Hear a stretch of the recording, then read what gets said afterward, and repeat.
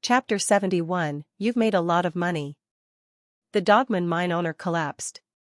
He was so furious that he stormed out, throwing the explosives and drugs on the ground and shouting at the top of his lungs. Ha ha ha. Brother Rakshasa, you did a fantastic job. So true. Good archery. Without the Rakshasa brothers today, this dog-headed mine owner would have been really difficult to deal with. The crowd was overjoyed when they saw that Zhang Zhe had cracked the attack pattern of the Dogman mine master, and they immediately rushed out from behind their shields and launched a fierce attack on the Dogman mine master. The Dogman mine master could no longer rely on explosives and medicine to attack the crowd, so he had to take out his iron pickaxe and continue to fight with the crowd, but under the enemy, he was losing ground, and his blood level had dropped to about 10%. It's going to be a victory. Everyone hold steady. The giant god shouted excitedly. The crowd was also energized, ready to take care of the Dogman mine master in one go and triumphantly march into the 7th floor, but just then, the dog-headed mine owner made another mistake. He was seen suddenly pulling 2 candles from his head, and at the same time ripping his clothes off. Rows and rows of explosives and charges were densely bundled around his body, while a fuse was also clutched in his hand. Wanted. The dog-headed mine owner yelled frantically, then used a candle to set the fuse on fire. The fuse sparked with a giggle and slowly burned toward the explosives and charges. This fellow is going to expose himself. The irascible Dragon King instantly widened his eyes and shouted with a surprised look on his face. Who would have thought that the dog-headed mine owner would be so rigid that he would blow himself up at the drop of a hat? In everyone's previous encounters with magic domain bosses, this was the first time they had seen this type. The dog-headed mine owner opened his hands and lunged right at the giant god and the others. It looked like he wanted to die with the crowd. Everyone stay away from the dog-head mine master. Don't ever get caught by him. The giant god's face also changed. There were at least dozens of explosives and pills on that dog-head energy mine master. Once an explosion occurred, the consequences would be unimaginable. Everyone dispersed in a panic, even the always calm Lu Yueying was pale.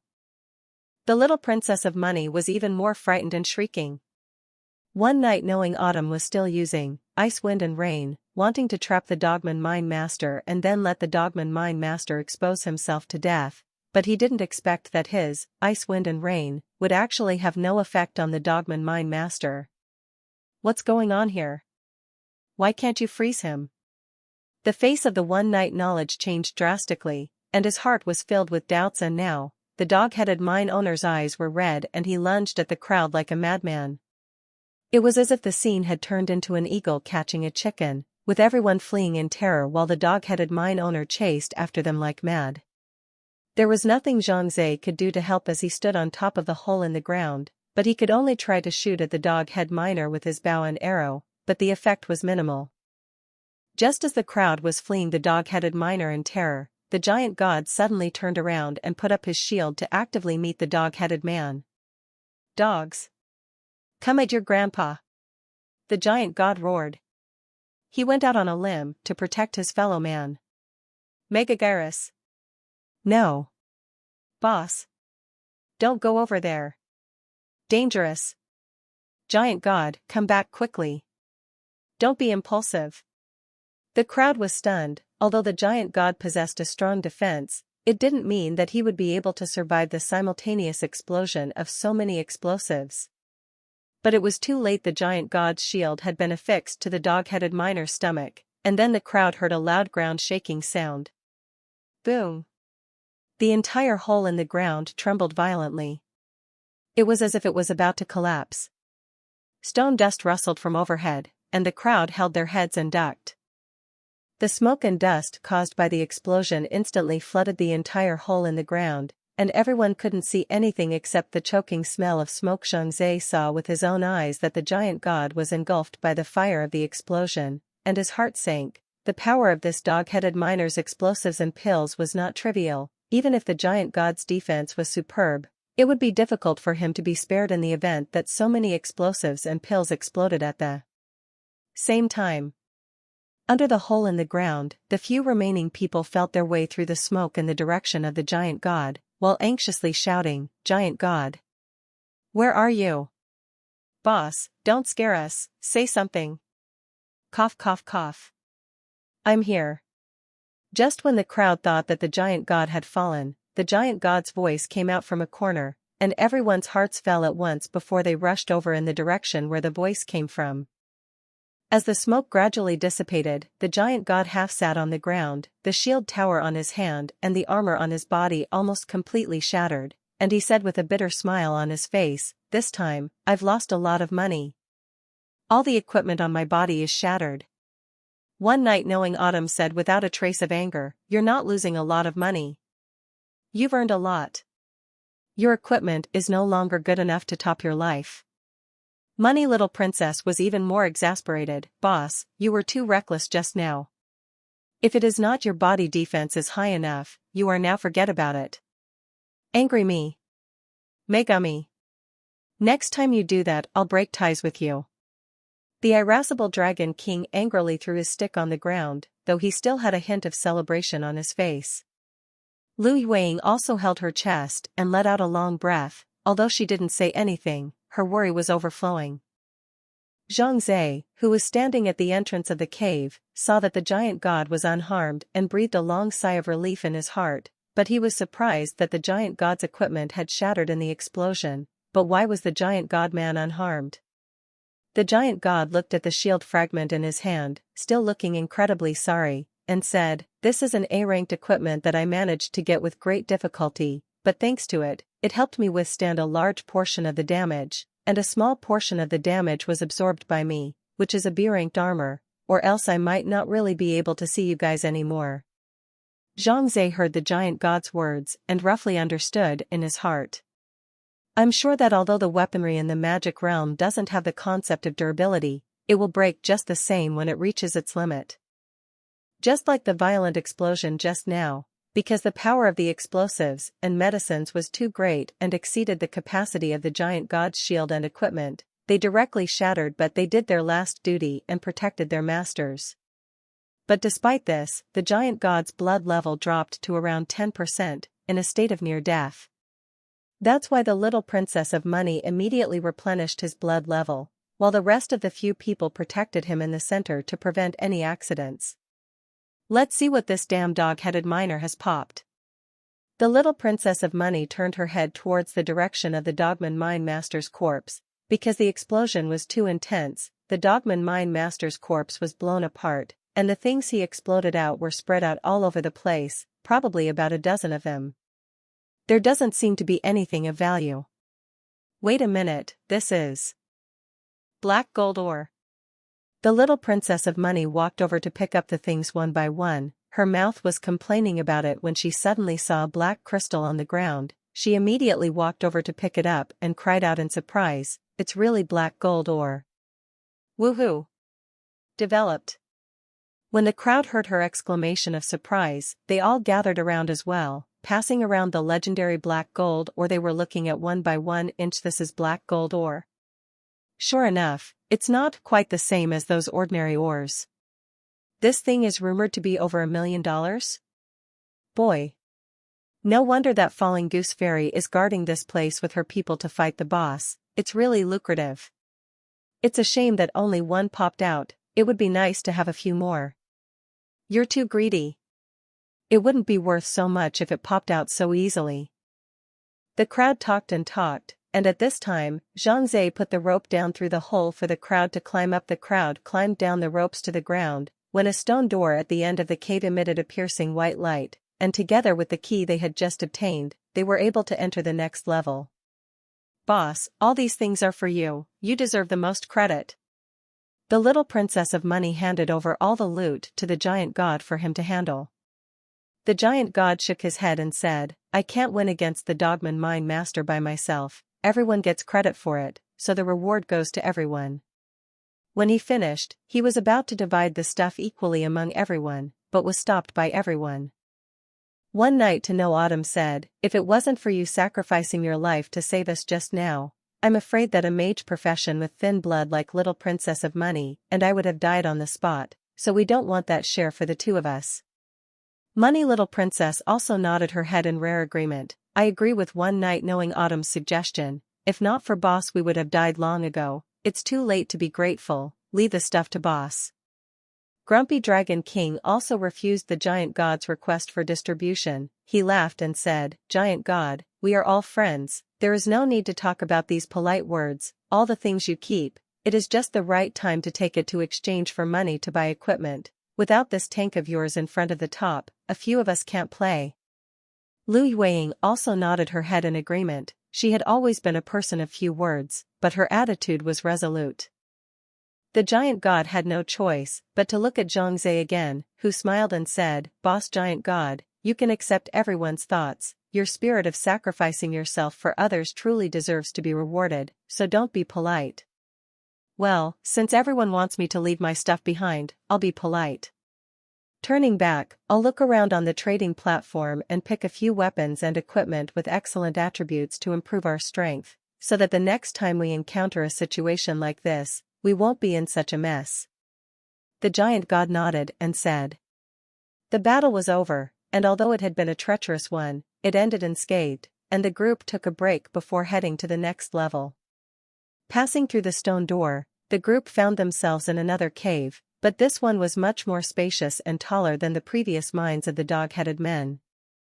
The little Princess of Money looked up and felt that the ground was at least 20 to 30 meters high from the top of the cave.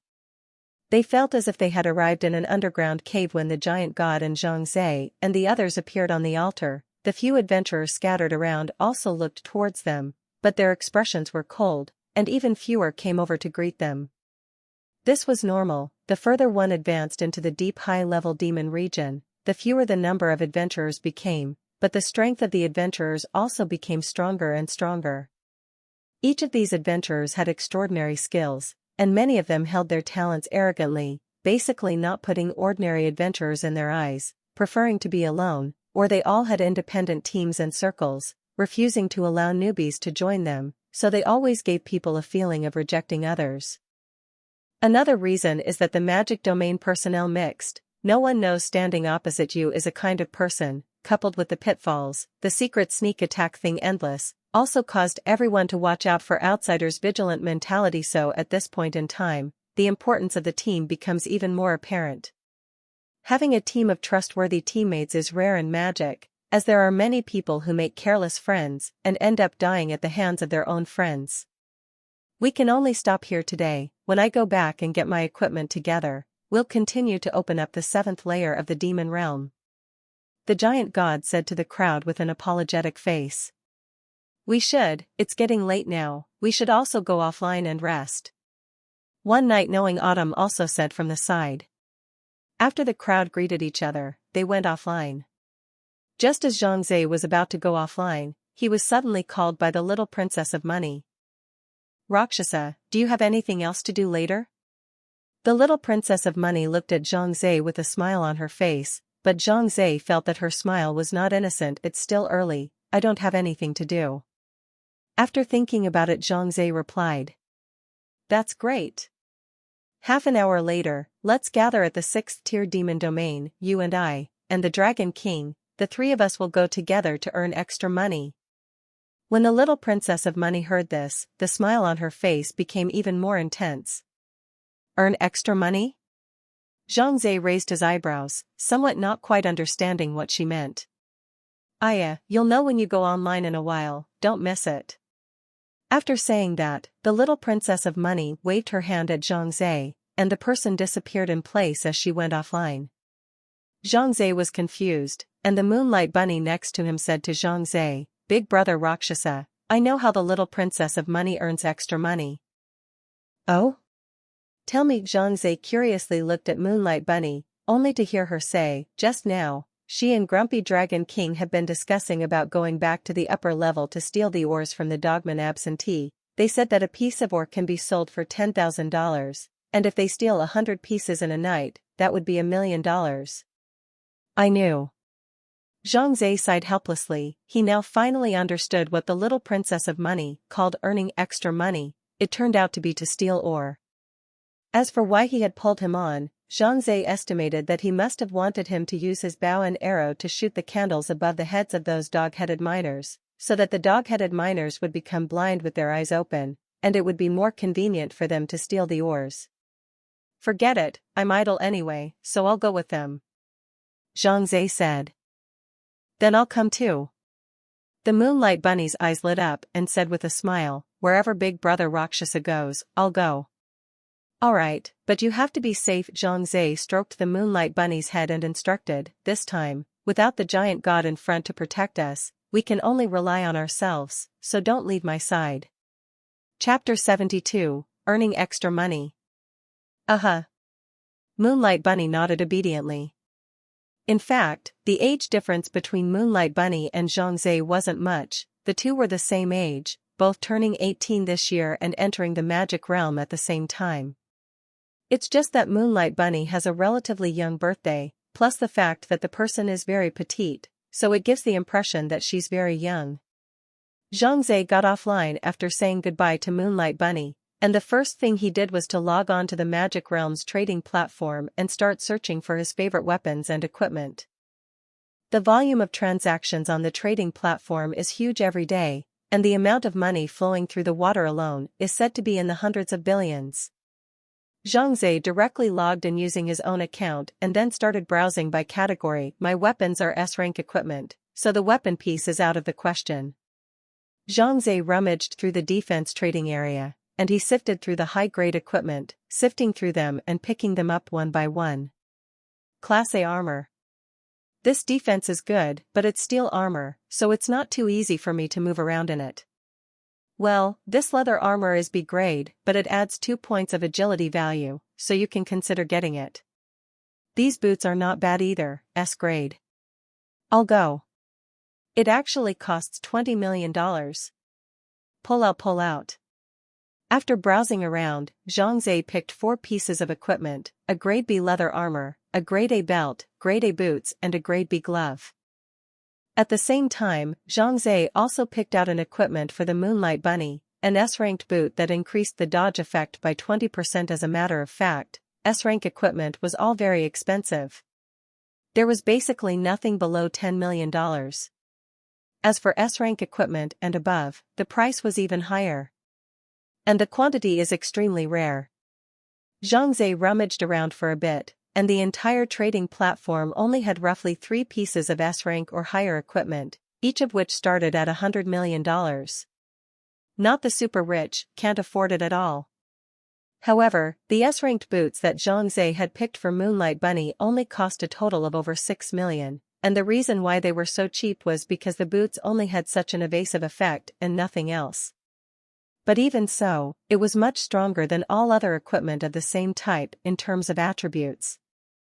Moonlight Bunny is weak, buying her an equipment that increases her dodging effect will increase her survival rate, and she'll be safer when she steals. In addition, this large sum of money contains $10 million given to me by Moonlight Bunny, so it's only right to buy her an equipment. With this thought in mind, Zhang Zhe decided to buy this equipment for the Moonlight Bunny. After strolling through the weapons and equipment trading area, Zhang Zhe calculated that there should still be around $10 million left in his budget, so he decided to go and stroll through the jewelry trading area. The so-called jewelry trading area was necklaces, rings, bracelets, and other jewelry, which generally came with a lot of excellent attributes that were more effective than those brought by weapons and equipment, and therefore more expensive. Zhang Zhe briefly browsed through. S-grade below accessories basically do not need to consider, because they only have some basic attributes, and the effect is very obvious, such as increasing defense by 0.2%. This kind of attribute plus or not simply does not have any change. That was why Zhang Zhe focused his attention on the S-rank trinkets. Silver necklace. As Zhang Zhe's eyes swept over the dazzling array of items, he instantly locked onto this S-rank necklace. Silver necklace. Quality, S. Mental, +5. Special effect, permanently boosts the effective talent skills by 10%. Endurance, 500/500. This is a good thing. Zhang Zhe's eyes lit up with. The fact that it could boost the effect of a talent skill by 10% might seem like a chicken scratch, but for Zhang Zhe, this necklace was able to bring him a great deal of help. First of all, according to the description of this necklace's effect, it increased the talent skill by 10% if it worked on top of Zhang Zhe's summoning skill. Then Zhang Zhe would be able to summon one more monster, which meant that he could summon 11 monsters. Don't underestimate this extra monster. For Zhang Zhe, with an extra summoned monster, he would be able to have a stronger fighting force and at the same time, he would be able to keep himself safer. After all, the more minions there are, the stronger he is as a boss. He looked at the price, $9,999,000. Fortunately, I have just enough money left to buy it. Zhang Zhe was glad in his heart as he memorized the numbers of all these items before exiting the trading platform and logging into the magic domain again. Previously, he had already made an appointment with the little Princess of Money to meet him at the altar on the 6th floor, so when he arrived at the altar on the 6th floor, he found that the little Princess of Money and the Grumpy Dragon King had already arrived. Here's what I'm going to buy it as soon as you can, I'm worried it'll be gone in a little while. Zhang Zhe handed the numbers of these goods to the little Princess of Money and said to her, "Let's see. I go. You actually spent $20 million without a single penny left, and you had to let my mom ride you upside down for a few tens of thousands of dollars. Too much." Seeing the commodity number and price provided by Zhang Zhe, the little Princess of Money's eyes suddenly widened. She had expected to be able to earn a little money from Zhang Zhe here, but did not expect that the money was not earned, but also to take a ride. This business is really lost. However, Zhang Zhe had done him a great favor before after all, so the little Princess of Money had no choice but to accept it helplessly. The Moonlight Bunny also logged into the magic realm. The little Princess of Money didn't want the Moonlight Bunny to follow her and share the money, so she said to Zhang Zhe, "I'll talk to you in advance, the money we earn from stealing or doesn't have her share." Zhang Zhe frowned, and before he could speak, the Moonlight Bunny beside him opened his mouth first. "Don't worry. I won't participate in splitting the money with you guys." She turned her words around and said in a cold voice, "However, the money I earn will not be shared with you. It will only go to my big brother Rakshasa." "Yeah. Whatever." The little Princess of Money had a disdainful look on her face. She had already seen the attributes of the Moonlight Bunny when she was in the team before. It was a huge mop-up. It wouldn't be useful at all for fighting monsters, let alone making money, so she agreed with her mouth full. The Grumpy Dragon King pulled out his ears and said, "It's almost time, I have to cook for my dad, let's hurry up too." The four men walked out of the altar together when they were ready and headed for the mine. "Dragon King, do you remember the place where you stole the ore before? Let's go straight there." The little Princess of Money turned her head to ask the Grumpy Dragon King. "Remember, you guys come with me." The Dragon King nodded and led the crowd towards one of the mines.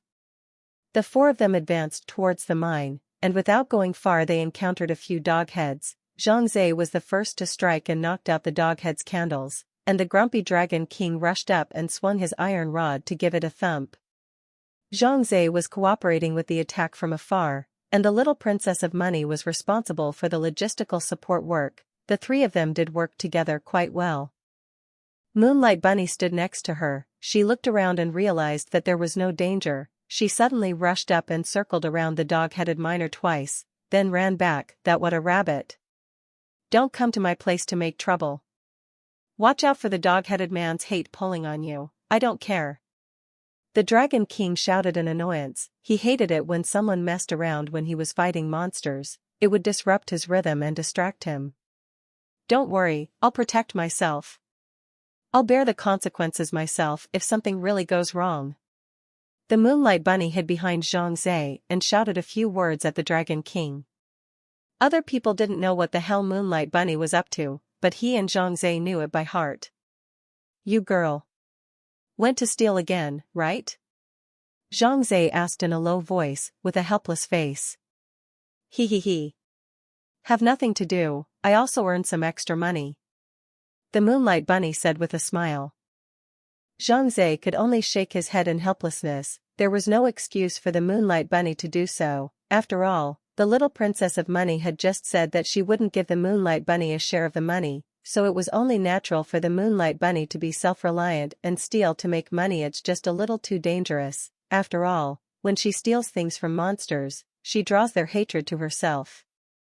If it wasn't for the Dragon King redrawing the monster's hatred towards him, I'm afraid that the Moonlight Bunny was really quite dangerous. But then, the grumpy Dragon King is a knife mouth and tofu heart guy, although his mouth said that he didn't care about the death of the Moonlight Bunny, but when the monster's hatred was pulled over by the Moonlight Bunny, he would still make a timely move and pull the hatred back again. So what did you steal? Zhongzhe asked casually. Well, let me take a look. Moonlight Bunny opened her own backpack and skimmed her lips. It's all junk materials, like rags, broken pocket watches, and the like. These things aren't worth much, and no one is taking them. There was no store in the magic realm, and naturally, there was no place to sell these worthless things, so Moonlight Bunny threw away all of these garbage scraps again to make room in her system backpack. All the way to the depths of the crowd, the road also encountered a number of dog-headed miners. The crowd steadily, but also have no danger.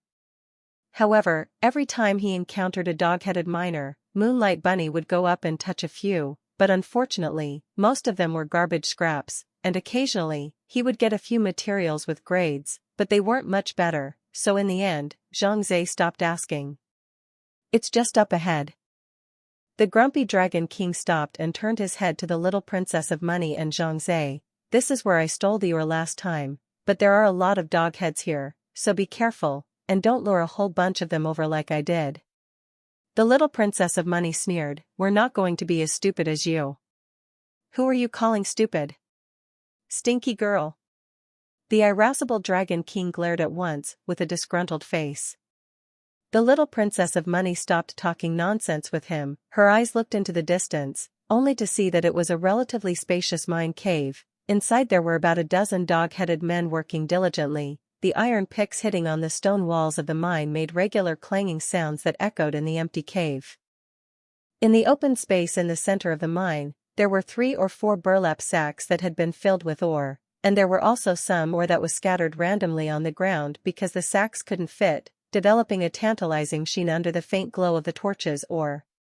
So many ores. The little Princess of Money's eyes instantly turned into symbols of money as she rubbed her hands together and said with a greedy face, let's steal all these ores. It'll surely sell for a lot of money. The grumpy Dragon King rolled his eyes and said in a good-natured manner, you're stupid, aren't you? Do you know how heavy that bag of ore is?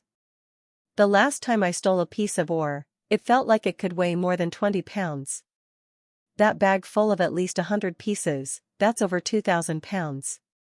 Who can carry it? In magic, the weight unit of items is the same as the weight unit in reality. In other words, a stone that weighs 1 pound in magic weighs as much as a stone that weighs 1 pound in reality. Although adventurers would add values to their strength attribute to multiply their strength, they still struggled to pick up anything that exceeded their strength limit. Like Zhongzhe's strength value was as high as 16 points, the strength of a punch he swung out was about 1,000 pounds, so the items he was able to hold were only around 1,000 pounds. He wouldn't be able to hold them if they were too heavy. And the grumpy Dragon King said that this bag of ore was more than 2,000 pounds, and Zhongzhe alone would definitely not be able to hold it, unless the two of them, the Dragon King and Zhongzhe, carried it together, which might still be possible. But that would make it impossible to fight, and dangerous in the event of hostilities. Ah! So heavy! The little Princess of Money's eyes widened as she felt surprised. What can we do? Could it be that each of us can only take a few pieces back? There are so many ores here, it's too bad. Unfortunately, it can't be helped. There are only 4 of us, and the weight of the items we carry is limited. We can't even walk with too much, so it's better to live within our means, the Dragon King said from the side. In desperation, the little Princess of Money had to give up the idea of bringing all the ores back, but the expression on her face was one of pain, as if she had missed out on how many billions. Let's each see how much ore we can carry. The people each checked their power attributes, as well as the remaining space in their system backpacks. The default system backpack space for adventurers entering the magic realm is 50, and the things stored in it must be individual items, not stackable, and all items in the backpack will fall out after death. It was said that high-level bosses would drop some props that could increase system space, but few people had ever seen them. Zhangzhe looked at his power attribute and said after a simple conversion in his mind, I can probably carry around 60 pieces. I can fit about 52. The Dragon King said. The little princess of money sighed, I can only fit 18 pieces. Because her natural skill dictated that she had to put all her resources into her spirit, her power points were pitifully small, and the weight of the items she could carry was naturally small. Calculating like this, the three of us can only bring about 128 pieces of, or at most, well, that's more than 1,200,000. The grumpy Dragon King cupped his chin and calculated, we can make $1,200,000 on such a trip. I think the return is not bad, right? You're satisfied with over $1,200,000? The little princess of money rolled her eyes in contempt and said, it's barely enough for me to spend for half a month. Crowd. Chapter 73, Unexpected Harvest. Although the little princess of money is not satisfied, but there is no better way, after all, each person's weight-bearing capacity is so big, carry too much will not be able to walk. Zhangzhe looked around and asked the grumpy Dragon King, what was the situation the last time you stole ore? Were those dog-headed miners alert? Grumpy Dragon King nodded his head and said, yeah, these guys are very alert. Don't look at them all with their backs to the ore bags, playfully digging, but in fact, it's like they have eyes behind their backs, and as long as there's any breeze, they'll come rushing over in a swarm. Very hard to mess with. Then it seems that we can't make a surprise attack, we must clean up these dog-head miners one by one before going to get those ores, otherwise, attracting a whole bunch of dog-head miners over will put us in a dangerous situation. Zhangzhe's proposal was recognized by everyone, after all, compared to money, life was more important. Brush. An arrow hit the closest to the group, a dog-headed miner's head candle, and instantly knocked his candle out. The dog-headed miner was instantly confused, and without even shouting out, he spun around in place with his arms outstretched.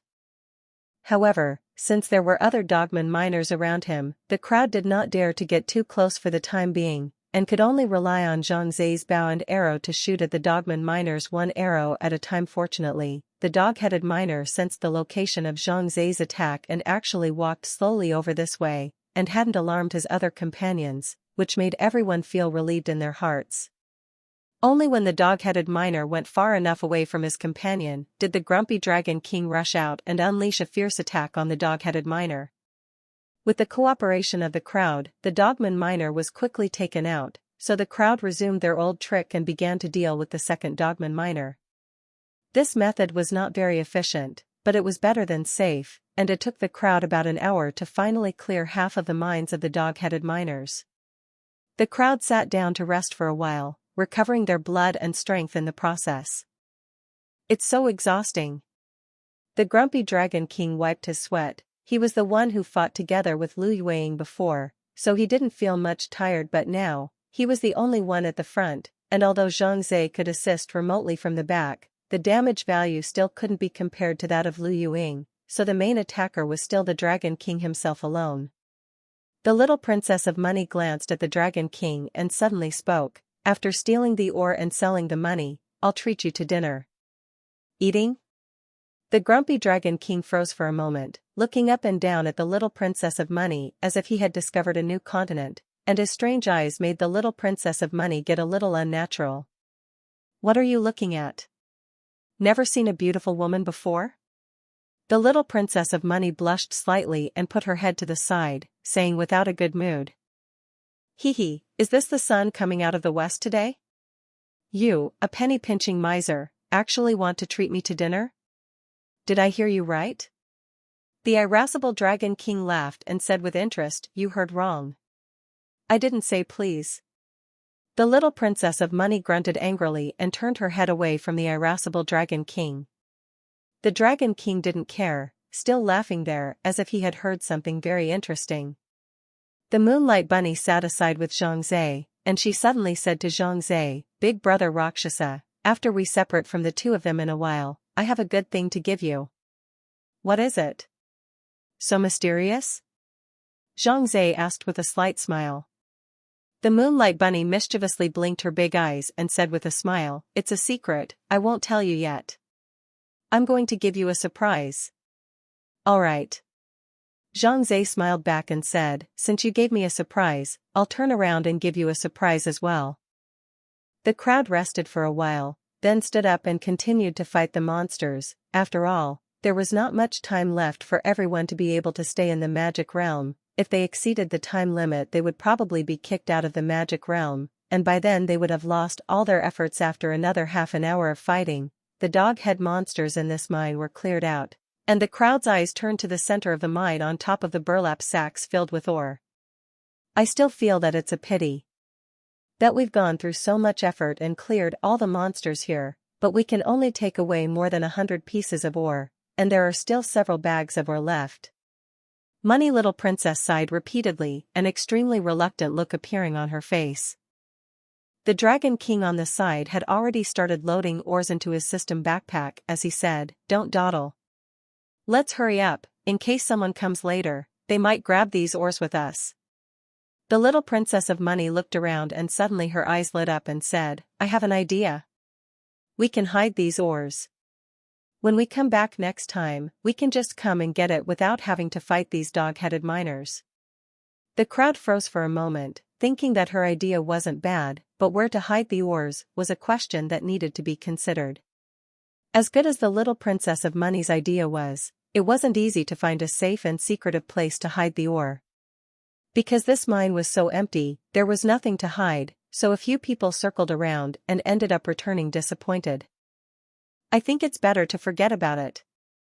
It's not too much of a problem to leave these ores here. After all, this mine's terrain is very complicated. It'll take a long time for other adventurers to find this place. Maybe by the time they find it, the dog-headed miners around here will have been refreshed, and when they see these monsters maybe they won't come over to take away these ores, so we'll still have a chance if we turn around," the grumpy Dragon King said.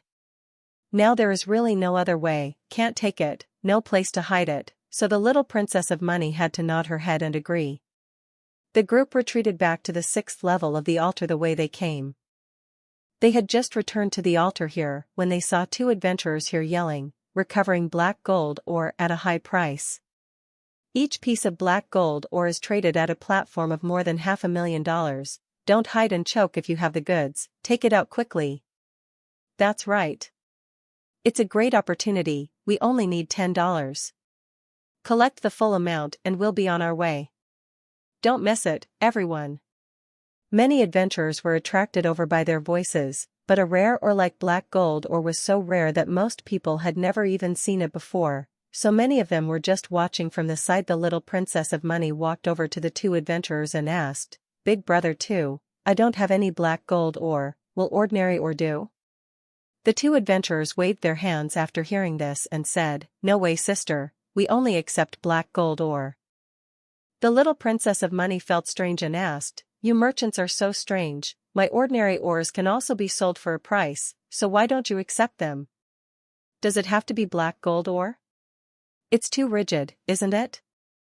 Money Little Princess family was originally business. She grew up and her parents and learned by ear, know some business way, although later the family fell. But she is still very understanding of these business things. Above, as a qualified businessman, it's perfectly fine to delve in as long as the deal is profitable. Just like these ordinary ores, for example, these 2 adventurers could have bought them at a low price and then resold them to make some difference.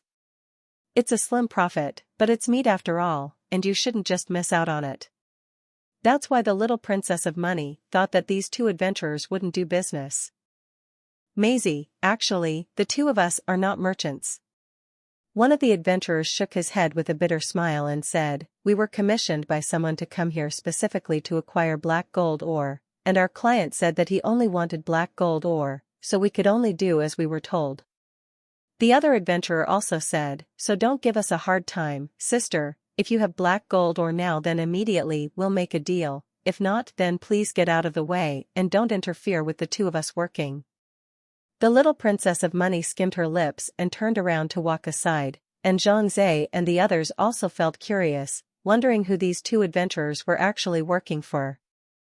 Just then, a silhouette appeared on top of the altar. It was a tall burly man. He walked up to the two adventurers and asked with authority, "How's the collection of the black gold ore going?" Young Master sighed is waiting impatiently. "Boss, we've been shouting here for more than an hour, and we've only received one piece of black gold's ore," one of the adventurers said in a hurry. "The explosion rate of black gold ore is too low. Not many adventurers have this thing.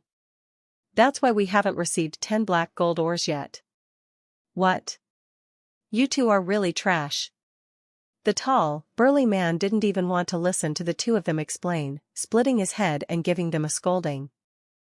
"Do you guys know that young Master Chen Feng has been stuck at the 7th floor for several days now? If he still can't find black gold or to polish a decent weapon for him, when will he be able to enter the 8th floor?" The tall strong man said on the way, "If you two losers delay the young master's examination for the Qing University's martial arts school, can you bear the responsibility?" The two adventurers lowered their heads and coyly didn't dare to say anything. They were also aggrieved in their hearts. They had already shouted here for more than an hour, but there was really no one to come over to trade. The two of them couldn't do anything about it. "Grab some more time. Acquiring less than 10 black gold ores, collecting 5 is fine. In short, be quicker. Otherwise, the two of you will roll up and get out." The tall, burly man glared fiercely at the two men before disappearing in place. "This guy is so fierce. Scolding those two like grandchildren." The grumpy Dragon King Sked, the little princess of money, hummed and said, "That's normal. At a glance, these two adventurers are just working for someone else. Would they dare to disobey their boss's words? Unless they don't want to do it."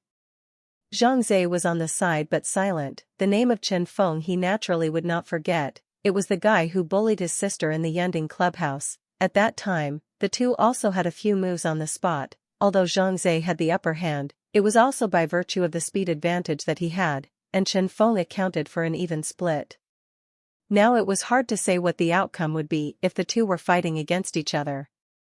Especially when Zhang Zhe heard that burly man say that Chen Feng had already reached the 7th floor and was preparing to impact the 8th floor, a sense of urgency also came over him.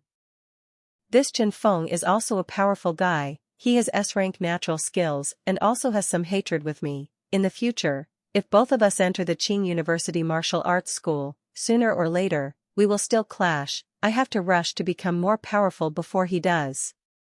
Zhang Zhe thought in his heart. The little princess of money waved her hand and said, "Since they don't take it, we'll go directly to the trading platform. It's just more troublesome. According to what was said before, the money from the sale of the ore will be divided equally between the three of us."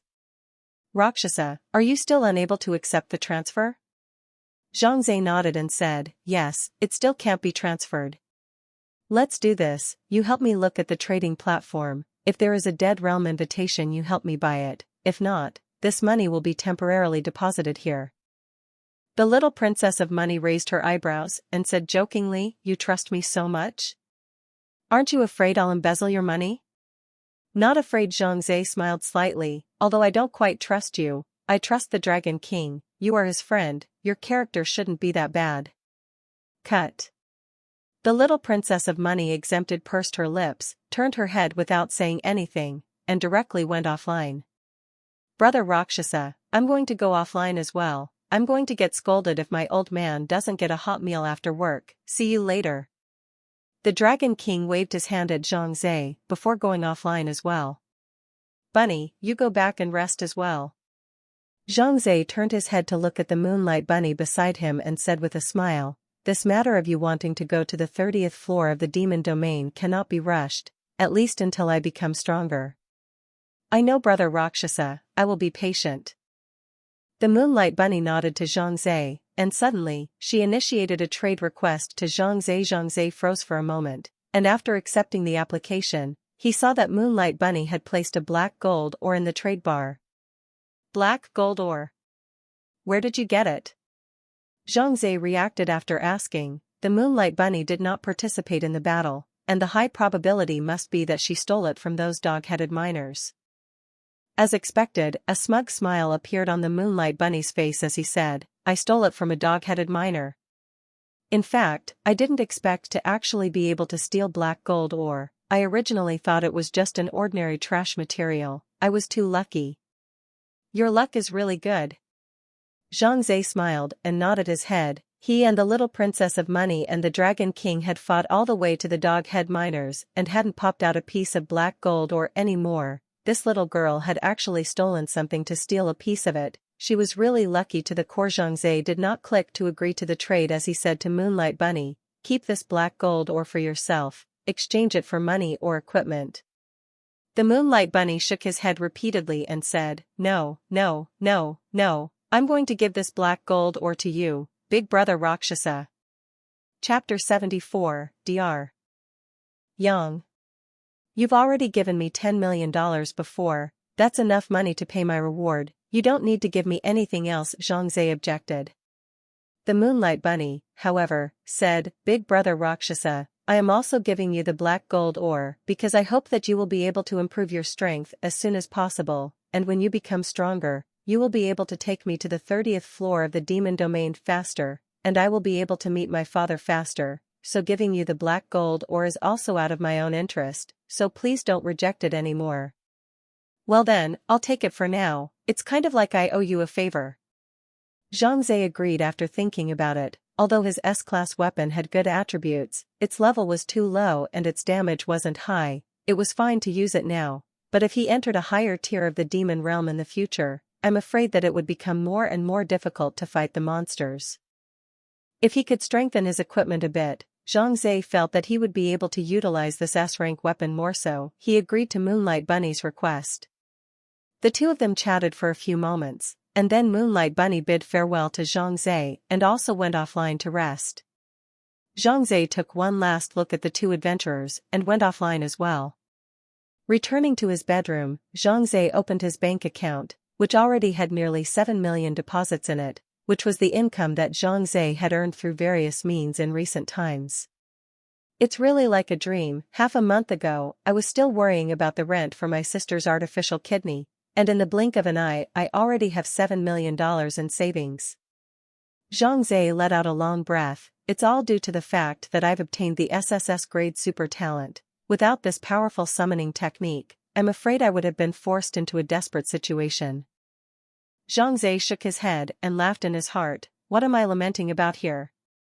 With such a powerful skill, my future is bright. My sister will also become better. All I have to do is to work steadily and hard to improve myself. It didn't take long for Zhang Zhe to enter dreamland. The next morning, Zhang Zhe and his sister woke up almost at the same time, and while his sister was preparing breakfast, Zhang Zhe told him to ask her to take a day off today. Zhang Feng was a bit surprised and asked suspiciously, "What day is today? Why do you need to take a vacation? Today is a good day." Zhang Zhe said smilingly, "We're going to Dr. Yang's place to buy permanent use rights for your artificial kidney." Zhang Feng froze, her face immediately covered with a look of surprise as she said excitedly, "Are you telling the truth, brother? I can have this artificial kidney permanently?" It's no wonder Zhang Feng is excited. Having this artificial kidney permanently means she can keep living and never have to worry about facing life-threatening situations because of insufficient rent. Not only that, every time when the rent is urgent, the function of the artificial kidney will decline a little bit, although it will not pose an immediate threat to Zhang Feng's life, but the pain brought by the body is still difficult for Zhang Feng to bear. If it was really possible to have permanent access, all this physical pain and mental stress would be far away from Zhang Feng, so she was very excited. Of course it's true. How could I possibly joke with you about such a thing? Zhang Zhe smiled and said, "Let's eat now, then we'll go find Dr. Yang. I remember he should be in class today." This Dr. Yang was actually Zhang Feng's attending physician before. When Zhang Feng was first sent to the hospital to be rescued in the accident, it was this Dr. Yang who was the main surgeon who helped save him. He was also the one who helped Zhang Feng contact a medical equipment company and purchase this artificial kidney to help Zhang Feng be able to survive. Therefore, Zhang Zhe's siblings were still very fond of this Dr. Yang and trusted him very much, and whenever Zhang Feng had any medical conditions on his side, they would go to Dr. Yang to seek medical treatment. The siblings ate breakfast, walked out of the house, and took the subway to the First People's Hospital of Tianfeng City. The two arrived at the door of Dr. Yang's office, and Zhang Zhe first knocked politely on the door and received permission before leading his sister into the office. "It's you guys, come on, have a seat." After Yang Nuo saw Zhang Zhe's siblings, a smile instantly appeared on his face as he held up his gold-rimmed glasses and asked, "Did you come to see me for medical treatment? Where is Zhang Feng uncomfortable? Say it out for me to listen." Zhang Zhe said, "Dr. Yang, we're not here to see a doctor, we want to buy the permanent right to use the artificial kidney." "Oh?" Yang Nuo was a bit surprised. He asked, "The permanent right to use the artificial kidney needs $5 million, Zhang Feng needs a pair, that's $10 million, such a large sum of money. You really raised?" In Tianfeng City, the monthly income of an ordinary person is only $4,000 or $5,000, and if you want to raise $10 million, I am afraid that you will have to work for a lifetime, and you may not even be able to raise it. Zhang Zhe was only a school student now. It would be even more impossible to raise such a large sum of money, so Yang Nuo was a bit curious. "Did you win the lottery?" Zhang Zhe shook his head and said, "No, I know a rich friend who has temporarily offered me a sum of money to buy my sister's artificial kidney in perpetuity, and I will return it to him in the future when I have the money." "That's right." Yang Nuo nodded thoughtfully, then laughed. "Your luck is really good. How come I can't know such a rich friend?" "Hee. Dr. Yang, I have $7 million on hand right now. I want to purchase the right to use an artificial kidney for my sister first. I'll slowly think of a way to get the $3 million. That's not enough. I think, at most, no more than half a year, I'll be able to raise it," Zhang Zhe said with conviction. Yang Nuo cupped his chin and pondered for a moment. "I have a suggestion. I don't know if you guys are willing to accept it."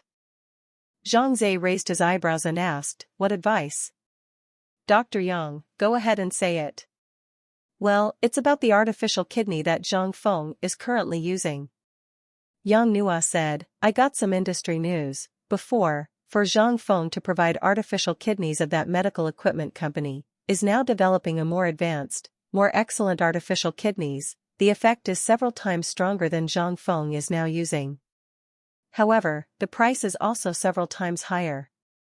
He looked at Zhang Zhe's siblings and said, "But in the pharmaceutical industry, especially in the part of artificial organs, you get what you pay for. If Zhang Feng is able to use a more advanced artificial kidney, then it won't produce too many side effects, so his body will be a bit healthier, so I suggest you guys wait a bit longer until that latest artificial kidney is launched." Zhang Zhe and Zhang Feng glanced at each other, and Zhang Zhe nodded, "Okay. We'll listen to you. Let's save up the money first and wait until that latest artificial kidney is launched, then we'll buy it. You guys surely can't go wrong by trusting me." Yang Nuo smiled up and said, "But your $7 million is definitely not enough, at least double it. Can you afford it?" "No problem." Zhang Zhe's eyes shone with determination. For the sake of his sister's life, even if he gave up this life, he would still raise this money. Yang Nuo patted Zhang Zhe's shoulder. He also always felt that this boy called Zhang Zhe was strong and responsible, so he appreciated him very much. "Don't push yourself too hard. If there's anything you need my help with, just ask. I'll do my best," Yang Nuo said to Zhang Zhen. Zhang Zhe nodded gratefully and expressed his thanks to Yang Nuo. After that, Yang Nuo inquired some more about Zhang Feng's recent health condition, and after some exhortations, Zhang Zhe's siblings got up and prepared to take their leave. Just then, the office door was pushed open and a middle-aged man wearing sunglasses with a scar on his face walked in with a cold face. The three of them revealed a surprised look after seeing the middle-aged man, while the middle-aged man directed his gaze at Zhang Zhe's siblings and said in a cold voice, "Do you two still have something to do? If not, go out, I want to talk to Dr. Yang alone." Zhang Zhe instantly frowned. This arrogant attitude of the other party made him feel bad in his heart, and when he was about to have a fit, Yang Nuo, who was on the side, spoke. "Zhang Zhe, you and your sister should go back first, we'll be in touch if anything happens."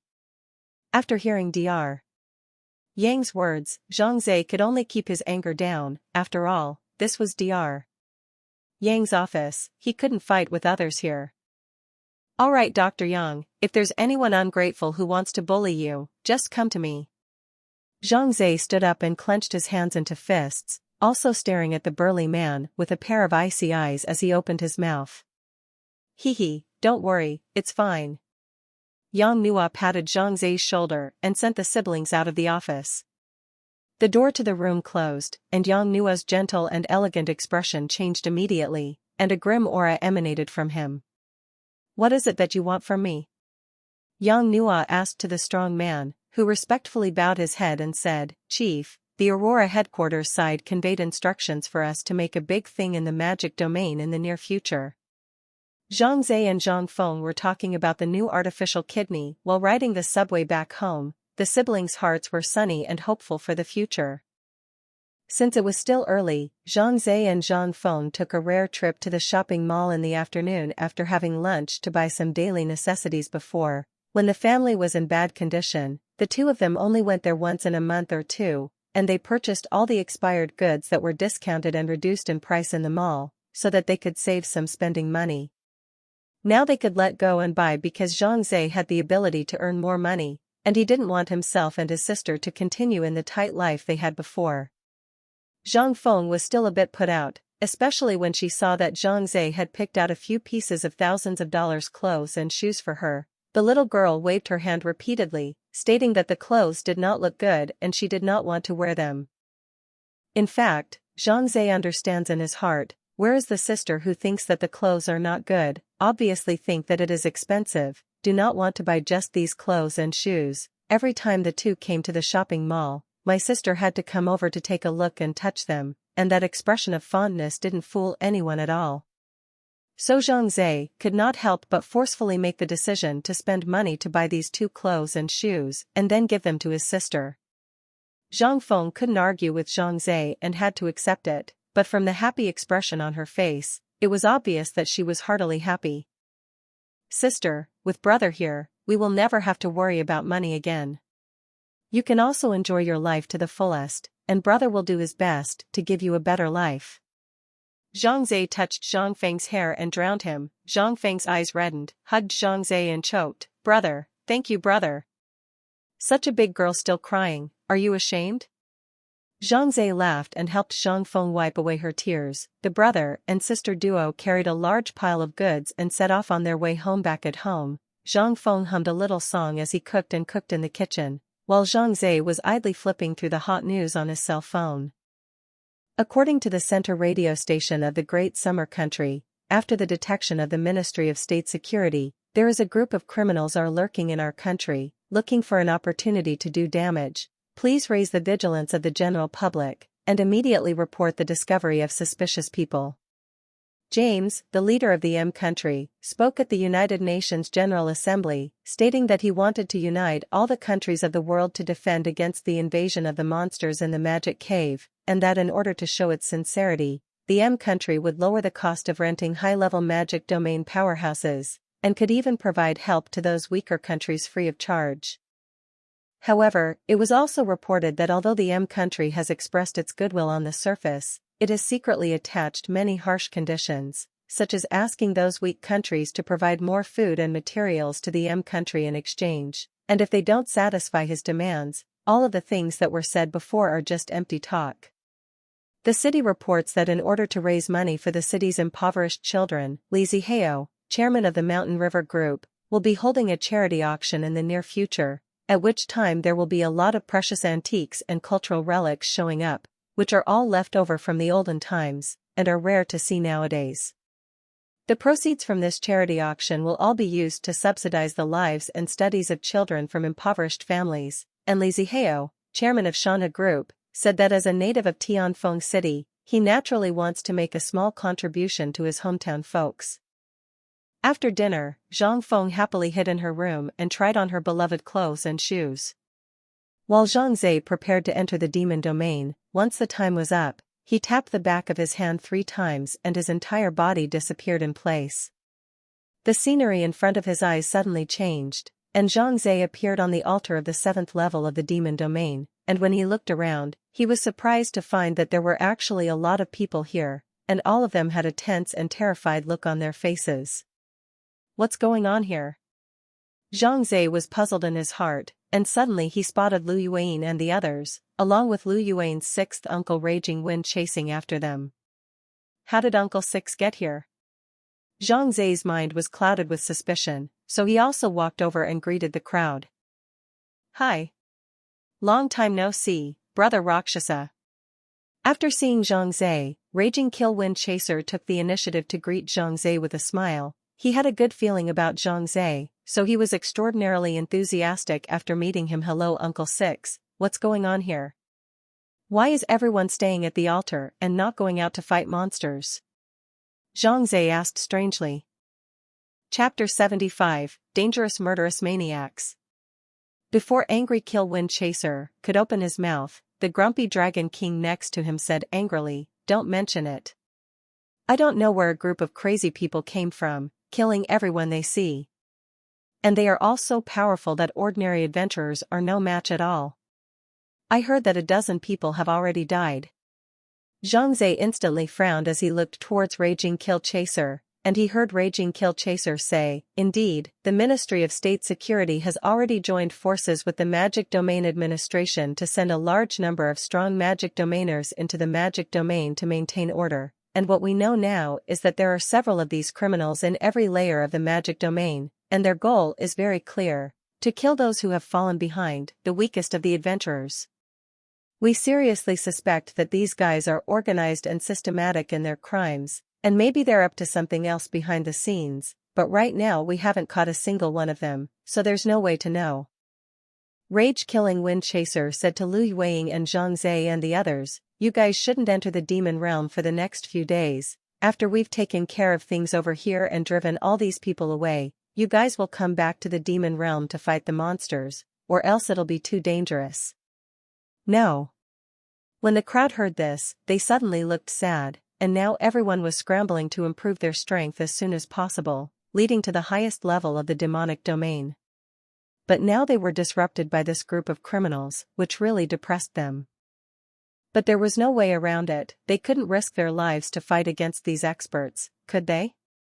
Besides, now the country also attaches importance to this matter. Listen to the meaning of the Angry Killing Wind Chaser. Mobilized a large number of strong people of the magic realm back from the borderline all over the country, into the magic realm to clean up these criminals. I believe that very soon these criminals can be ambushed, and the magic realm can be restored to the peace again. Then there's no way out. Everyone listen to the arrangement and put your personal safety first. All go offline first. As soon as it's over, I believe a notice will be sent to all of us." The giant god could only say to the crowd helplessly, "Everyone must not go online privately, it's very dangerous, especially the Dragon King and the little princess. Don't put yourself in danger just for the sake of a little bit of petty gains." The grumpy Dragon King and the little princess of money stared blankly, and then the two of them revealed an embarrassed expression. Clearly, their previous matter of dragging Zhang Zhe to start a small business to steal the dog-headed man's or had been exposed afterwards. The crowd bid farewell to each other and then went offline. In the end, only Zhang Zhe, Lu Yuan and Angry Kill Wind Chaser were left, and Zhang Zhe was also about to go offline when he suddenly heard a cry of alarm from outside the crowd. "Ah! Someone's killing people." The crowd looked in unison in the direction where the voice came from, only to see that a masked man grabbed an adventurer's hair a few hundred meters outside the altar, and with his other hand, he slowly slit the adventurer's throat with a sharp dagger. There were no screams or blood, but the crowd could still feel the strong aura of death. The adventurer whose throat was slit had a face of horror and despair. His hands were tightly tied and he couldn't break free. He could only watch as he was killed, and finally the whole person faded away in the same place, dropping a few items, which were collected by the masked man into his backpack. "Heh heh heh. Whoever dares to come out from the altar, this is what will happen to him," the masked man arrogantly said to all the adventurers on the altar. The masked man then swaggered and disappeared into the darkness. Angry Kill Wind Chaser narrowed his eyes, his face gloomy like dark clouds before a storm, and muttered, "This bastard. The person he killed just now was a staff member of the Magic Domain Administration. Zhang Zhe and Lu Yueying were astonished. The staff of the Magic Domain Authority were not weak. It was said that the weakest was a first-order Magic Domain powerhouse, and they did not expect to be solved so easily by this masked man. Devil's smile. I've memorized this guy's name. Raging Kill Wind Chaser turned his head to Zhang Zhe and Lu Yueying and said, "You two get off the line, I'm going to go after this guy. I can't let my colleagues die in vain." Uncle Six. I'll go with you. Lu Yueying suddenly spoke up, "This is a rare opportunity to exercise myself. I don't want to miss it." Zhang Zhe glanced at Lu Yueying. After thinking about it, he also spoke up, "I'll go with you as well, one more person to take care of." You too. Well, if you want to become a strong person, you have to go through trials and tribulations, and today is also a good opportunity for you to go with me to see the real showdown between the experts of the demon realm. Raging Kill Wind Chaser was open-minded by nature. Seeing that both Zhang Zhe and Lu Yueying wanted to go with him, he did not make any pretense at the moment and immediately agreed. However, the other party is dangerous, and we don't know if he has any more accomplices, so you two must follow me carefully and cautiously, and you must follow my commands, so if you can do that, come with me. Raging Kill Wind Chaser looked towards Zhang Zhe and Lu Yueying, who nodded heavily, and then the three of them rushed out from the altar. The other adventurers on the altar revealed a look of surprise when they saw the three of them, including Raging Kill Wind Chaser and Zhang Zhe, rushing out of the altar. I'll be damned, someone has rushed out of the altar. That's too much guts. Come back. It's too dangerous, you're going to die. Where are the people from the Magic Domain Authority? How come we haven't seen any of their staff on this floor? Where did they all die at the critical moment? You're looking for someone from the Magic Domain Administration? Just now, that demon domain name called Angry Slayer Wind Chaser is a demon domain authority expert, rumored to be a second-order demon domain powerhouse. Huh? The three of them chased after the masked man in the direction where he disappeared. In the seventh layer of the demon domain, it was filled with all sorts of forked paths and holes, so it was easy to get lost. Although a simple map can be found in the magic guide, this map only points to the route leading from the altar to the 7th level of the magic boss. As for the other divergent routes, this is not labeled. Therefore, Zhang Zhe and the others, such as Furious Kill Wind Chaser, could only grope their way forward. Uncle Six, there are 3 forks in the road here, which one should we take? The three of them came to a fork in the road. Lu Yueying looked at the 3 caves in front of him and turned his head to ask Raging Kill Chasing Wind. Raging Kill Wind Chaser scanned the circle and said, "Pick this one on the left." Zhang Zhe asked curiously, "Why? You know the masked man's escape route?" "I don't know, it's all about feelings." Ha ha ha. Raging Kill Wind Chaser laughed out loud, while Lu Yueying and Zhang Zhe on the side were filled with black lines. However, there really wasn't a better way in front of them but to take their chances, so the 3 of them chased down the left fork in the road. Just as the 3 of them had just burrowed into the cave, a black figure suddenly jumped down from the top of the cave, which turned out to be a large black lizard. This lizard grew more than 2 meters, its body was pitch black and covered with scales, a pair of beastly eyes staring at the cave the trio had entered, and a low, cold laugh escaped from its mouth. "You 3 are my prey today." The black lizard suddenly spat out human words, and it turned out that he was the masked man from earlier. Turning into a black lizard was his natural skill, shape-shifting. Transformation, A. Grade, 2. Experience, 1704/3000. Consumption, 30 points of vigor. Cooldown, 60 seconds. Effect.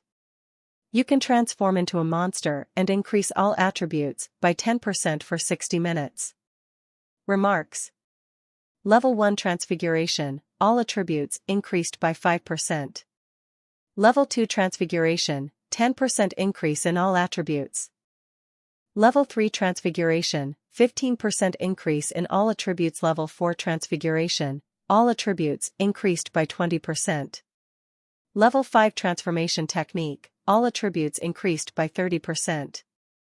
Zhang Zhe and the 3 of them, Furious Kill Wind Chaser and Lu Yueying, were walking through the cave when they suddenly heard a few low growls coming from the front of the cave, so they stopped together. It's a savage giant. One of the ordinary little monsters inside the 7th layer of the magic domain. Although his IQ is not high, he's stupid and his movements are slow, but he has a lot of strength. It's super painful to be wheeled by him. Raging Kill Wind Chaser said to Zhang Zhe and Lu Yueying, so, you guys shouldn't fight him hard, and it's more effective if you counterattack him while his attack is getting old. Zhang Zhe had already read the guide to the magic realm before and had some understanding of the monsters on the 7th floor, but it still wasn't as detailed and thorough as the explanation given by Angry Kill Wind Chaser. I'll open the way in front, you two follow me. Raging Kill Wind Chaser said in a deep voice, don't fall behind, our purpose today is not to kill monsters, but to capture people. Zhang Zhe and Lu Yueying nodded their heads in unison, and then the three of them rushed forward with quick steps. Turning a corner, Zhang Zhe's trio saw 3 monsters standing in the passage ahead, 2 savage giants and an ogre giant. Savage giant. Level, 1, max 5. Experience, 1 out of 10. Blood, 8,750. Attack, 450 to 650. Defense, 1,200. Skills, none. Ogre giant. Level, 1, max 5. Experience, 1 out of 10. Blood, 7,550. Attack, 350 to 550. Defense, 700. Skills, none. Damn, I didn't realize there were ogre giants here. After seeing the ogre giant that was slightly shorter in stature but had a huge head, Rage Kill Wind Chaser frowned and said in a depressed manner. There's a change of plan, with the ogre giants here, it's unlikely that we'll be able to try to break straight through, let's just push our way through. The decision to kill the Wind Chaser was correct, because the ogre giant would cast a spell similar to the silence type of spell. Once the spell was cast, then within a certain period of time, all 3 of them would not be able to use their natural skills. This was undoubtedly the biggest blow to adventurers who relied on their natural skills to survive. Therefore, Rage Kill Wind Chaser decided to clean up these 3 giants here first. Even though they had been hit by silence and couldn't use their natural skills, they wouldn't be in too much danger. Just wait until the silence spell wears off and they can use their natural skills again to protect themselves. Silence spells? Zhang Zhe pondered in his heart, wondering if his summoning spells would also be affected by the silence spell. After all, his summoning technique also belonged to the natural skills, but there were some differences here as well, and that was, when he killed a monster, the monster would go directly into his summoning space every time he tried to summon these monsters. It was actually just a thought, and without using his natural skill at all, the monsters came straight out. That was why Zhang Zhe had been wondering whether this natural skill of his, summoning, worked when he killed monsters or when he summoned them. If it was the first one, then this silence-type spell would be ineffective against his summoning spells, as Zhang Zhe had not triggered the talent skill when he summoned the monster. But if it was the second one, that would be troublesome. His natural skills would be unavailable and he wouldn't be able to summon monsters to help him fight. Perhaps today is a chance to try out my natural skill, summoning, to see which one it belongs to. Zhang Zhe thought in his heart. Already, follow me. Raging Kill Chaser flashed his giant greatsword and charged directly at the closest savage giant. Zhang Zhe and Lu Yueying followed closely behind, and the 3 of them launched a siege on the savage giant. Raging Kill Wind Chaser was carrying a huge sword and seemed to be rather clumsy, but in fact, his speed was very sensitive. When the savage giant swung the wolf-tooth stick, Raging Kill Wind Chaser had already sidestepped and avoided it, and at the same time, the huge sword was violently lifted up from the bottom to the top, fiercely leaving a wound in the back of the savage giant. -771. Kill Wind Chaser in anger. And Lu Yueying also launched an attack from the side. A light slash hit the right rib of the savage giant, bringing up another series of damage values. Zhang Zhe, on the other hand, stood 10 meters away, firing arrow after arrow at the savage giant. Beside him stood 4 fishman nurses, specializing in returning blood to Rage Kill Wind Chaser and Lu Yueying. As for why he didn't summon the other battle-type summoned monsters, Zhang Zhe also had his own considerations. Fury Kill Wind Chaser and Lu Yuing were both strong attacking warriors, and with the two of them around, there was actually no need for Zhang Zhe to be summoning other combat-type summoned monsters, and besides, it was actually not necessarily more favorable to have too many people surrounding the monsters, as in the magic realm, the attacks did not discriminate between the enemy and the self. There were times when it was not a good idea to injure one of their own, so when the adventurers were teaming up to fight monsters, they would all distance themselves from each other, leaving enough space for each other's attacks to be unleashed. Otherwise, if they get too close to each other, they can easily get hurt by mistake. Therefore, on balance, Zhang Zhe felt that there was no need to summon out his summoned monsters, and the attack power of both Fury-slaying Wind Chaser and Lu Yuing was already enough to deal with the few monsters in front of him anyway. This was also the case. Rage Kill Wind Chaser was a rated excellent level adventurer, and Lu Yuying's technique was also good. The two of them worked well together, plus neither of their attacks were low, so it didn't take more than a few minutes to finish off this savage giant. The three rested for a while and began to prepare to take on the two remaining monsters. These two giants are too close together, no matter which one we hit, we'll startle the other, so I thought about it, I'd better start with the ogre giant first. Even though this guy can cast silent spells, he doesn't have a high level of blood or defense, so we can focus on finishing him off first, and then turn around to deal with the savage giant. Raging Kill Wind Chaser told Zhang Zhe and Lu Yuing about his idea, and the two of them deeply agreed, and then, after resting for a few minutes, the group started the next round of attack. Chapter 76, Is this a meeting? Deal with that ogre giant first. Raging Kill Wind Chaser commanded Zhang Zhe and Lu Yuing, and the three of them took the lead in attacking the ogre giant. Rage Kill Wind Chaser's tactic was simple. Although the ogre giant's attack was annoying, he did have a cooldown after all, and it was impossible to use it continuously. With the three of them attacking at the same time, the ogre giant could only cast the silent spell on one of them, and the remaining two would be able to take advantage of the opportunity to finish him off. However, there was a bit of trouble here as well, and that was that the savage giant next to him definitely wouldn't sit idly by, so there was also the need to be wary of him next to him. Enemies. Kill. The savage giant realized that the rage-slaying Wind Chaser trio was besieging the ogre giant, and immediately swung the huge wolf-tooth rod in his hand and charged up with a wild roar. This guy was slow, but his attack power was very high. The three of them had to attack the ogre giant while keeping a watchful eye on this guy, and for a while, they were a bit busy, and if they weren't careful, they took a few hits. -577. Savage Giant.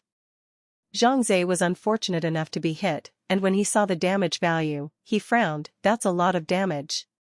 Everyone, be careful and pay more attention to your blood level. Raging Kill Wind Chaser reminded, we don't have a support profession that can help us return blood, so we have to be careful on our own. Zhang Zhe spoke up, Sixth Uncle, we have a nurse. After saying that, he directly summoned his fishman nurses, 3 in a row, and began to return blood to the trio from the side. Raging Kill Wind Chaser's face immediately rejoiced and laughed, right, I forgot that you can summon monsters. Well, these fishmen should be the tide callers from the 5th level of the magic domain. I didn't expect that, but these fishmen will actually still be able to use the group recovery skill. Thus, with these 3 fish nurses, the 3 no longer had to worry about the savage giant's attacks, and concentrated fully on surrounding the ogre giant with all their might. The enemy, very strong.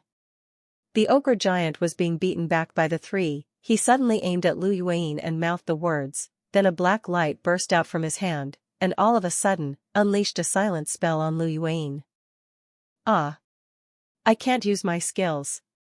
Lu Yeye just wanted to use Light Slash, only to see a prompt appear within her field of vision. You have been attacked by the ogre giant's silent spell, and you cannot use your talent skills for 60 seconds. Moon Shadow, back off first. Raging Kill Wind Chaser immediately went up top and replaced Lu Yuing as he waved his giant sword to bring up a silver trajectory, knocking the ogre giant back in one go. Zhang Zhe's side was also observing the situation. Now that Lu Yuing couldn't use her natural skills, normal attacks could still be used, but the damage value was greatly reduced, each attack didn't even exceed 3 digits. While the ogre giant still had a lot of blood left, Zhang Zhe decided that relying only on the damage of the attacks in the hearts of the crowd was still too slow, and he was afraid that without waiting to kill this ogre giant, Rage Kill Wind Chaser would be cast with the silence spell. Uncle Six is our main attacker, his natural skill is important to our victory, and he absolutely cannot be silenced. Zhang Zhe narrowed his eyes, so he made a decision. -1788. Kills Wind Chaser in anger. Rage Kill Wind Chaser's natural skill had just been cast, and a sword knocked the ogre giant back 3 or 4 paces away, but the guy still had about 40% of his blood left, and the cooldown of his spell seemed to have ended. The enemy, very strong. The ogre giant began casting the silence spell again, and Rage Kill Chaser gritted his teeth, knowing that he was the next target to have his natural skills sealed, but there was nothing he could do to stop it. Right at this moment, a silhouette suddenly rushed up from behind, and Zhang Zhe blocked in front of Rage Kill Wind Chaser. "Brother Rakshasa? Why did you come up to the front?" Raging Kill Wind Chaser was stunned and said hurriedly. Zhang Zhe said in a deep voice, "Uncle Six, you're our main attacker, it's very important, so your natural skill should never be blocked off. I'm a long-range attacker, so let me take on this ogre giant's silence spell." Rage Kill Wind Chaser was just about to object when the ogre giant on the opposite side of the room had already released its spell. A black light completely enveloped Zhang Zhe, and a prompt immediately appeared within Zhang Zhe's field of vision. "You have been attacked by the ogre giant's silence spell, and you cannot use your talent skills for 60 seconds. As long as Raging Kill Wind Chaser's natural skill can be used properly, we still have hope." Zhang Zhe was very calm and thought in his heart. Seeing that things had come to a head, Raging Kill Wind Chaser had no choice but to nod from Zhang Zhe before crossing over and launching a frenzied decapitation of the ogre giants. Zhang Zhe then backed up and came back, continuing to shoot arrow after arrow at the ogre giant. Lu Yueying, who had been assisting from the side, suddenly spoke, "You did the right thing." Zhang Zhe froze for a moment and looked back at Lu Yueying, only to see that her beautiful eyes were also looking at Just C. And then, she turned her head away to fend off the savage giant next to her. After about 10 minutes of time, the ogre giant's blood level finally bottomed out, and during this time, Lu Yueying's talent skill recovered, but in order to help Furious Kill Chasing Wind fend off the ogre giant's silent spells, she followed Zhang Zhe's example and stepped forward to fend off Furious Kill Chasing Wind for him once. Throughout the entire process of fighting the monsters, Rage Kill Wind Chaser had not once been sealed with a talent skill, and always maintained a high-speed attack, which allowed the 3 of them to kill the monsters in a short enough period of time. 277. Moon Shadow Ryu. -941. Kill Wind Chaser in anger. -177. Rakshasa. The ogre giant's blood level was cleared all of a sudden, and he covered his chest, staggered, and finally fell on his back with a rumble, and a heavy sound echoed within the crypt. A bunch of loot burst out and was collected by Rage Kill Wind Chaser and Zhang Zhe. Unfortunately, there is only the magic soul orb, not the equipment. Phew, finally got rid of this guy. Raging Kill Wind Chaser let out a sigh of relief and turned his head to look at the savage giant that was attacking Lu Yueying, saying, "There's just this one guy left now. Victory is just around the corner." Zhang Zhe's face, however, did not have a look of joy. He always felt that something was wrong. "Uncle Six, I don't feel right," Zhang Zhe said to angry Kill Wind Chaser. Raging Kill Wind Chaser had already rushed up and pinned the savage giant with Lu Yueying, and when he heard Zhang Zhe's words, he asked suspiciously, "What's wrong?" "What's wrong?" Zhang Zhe pondered. If that murderer took this path, with the width of this crypt, it's impossible for him to go around these 3 giants without being detected. So I'm thinking that this murderer either didn't go this way, or has some other special ability that keeps him out of the way of the giants. Zhang Zhe's statement Angry Kill Wind Chaser is more agreeable. The number of adventurers in the magic realm is in the thousands, and their natural skills are varied. There are a lot of them that you wouldn't think of, so there must exist such people.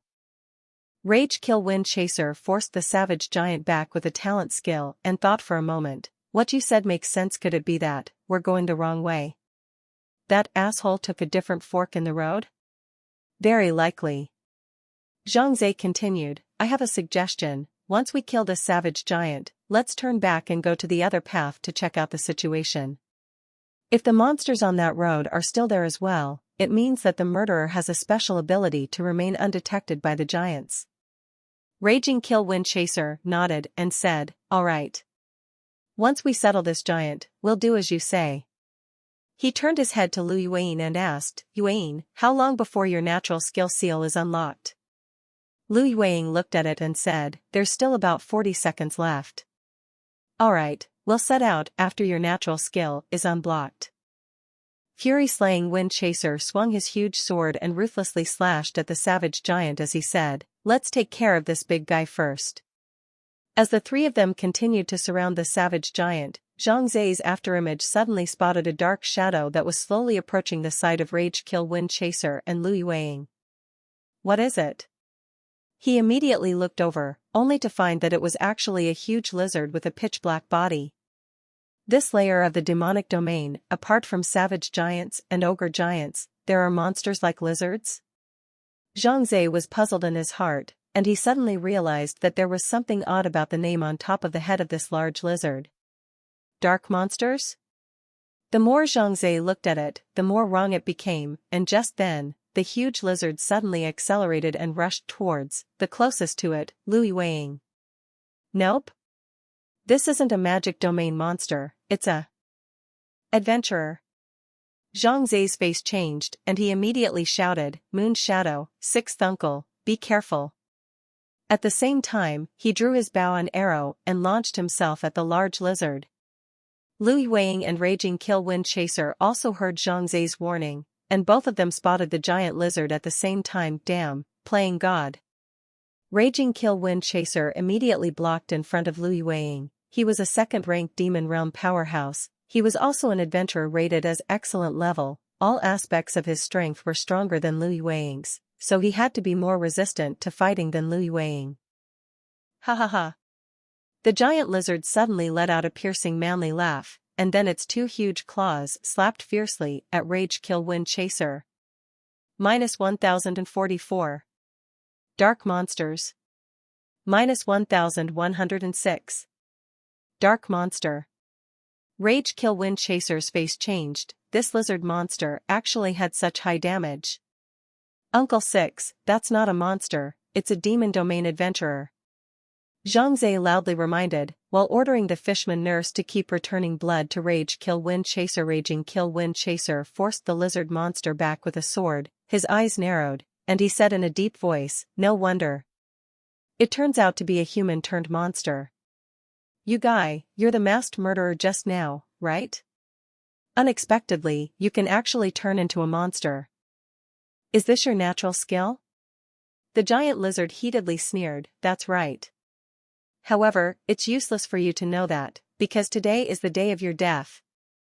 The giant lizard's movements were very sensitive, and his attack speed and force were amazing, as he circled around Raging Wind Chase and Lu Yuan, and from time to time, he took advantage of the duo's loopholes to launch an attack. Moon Shadow, let's go back to back.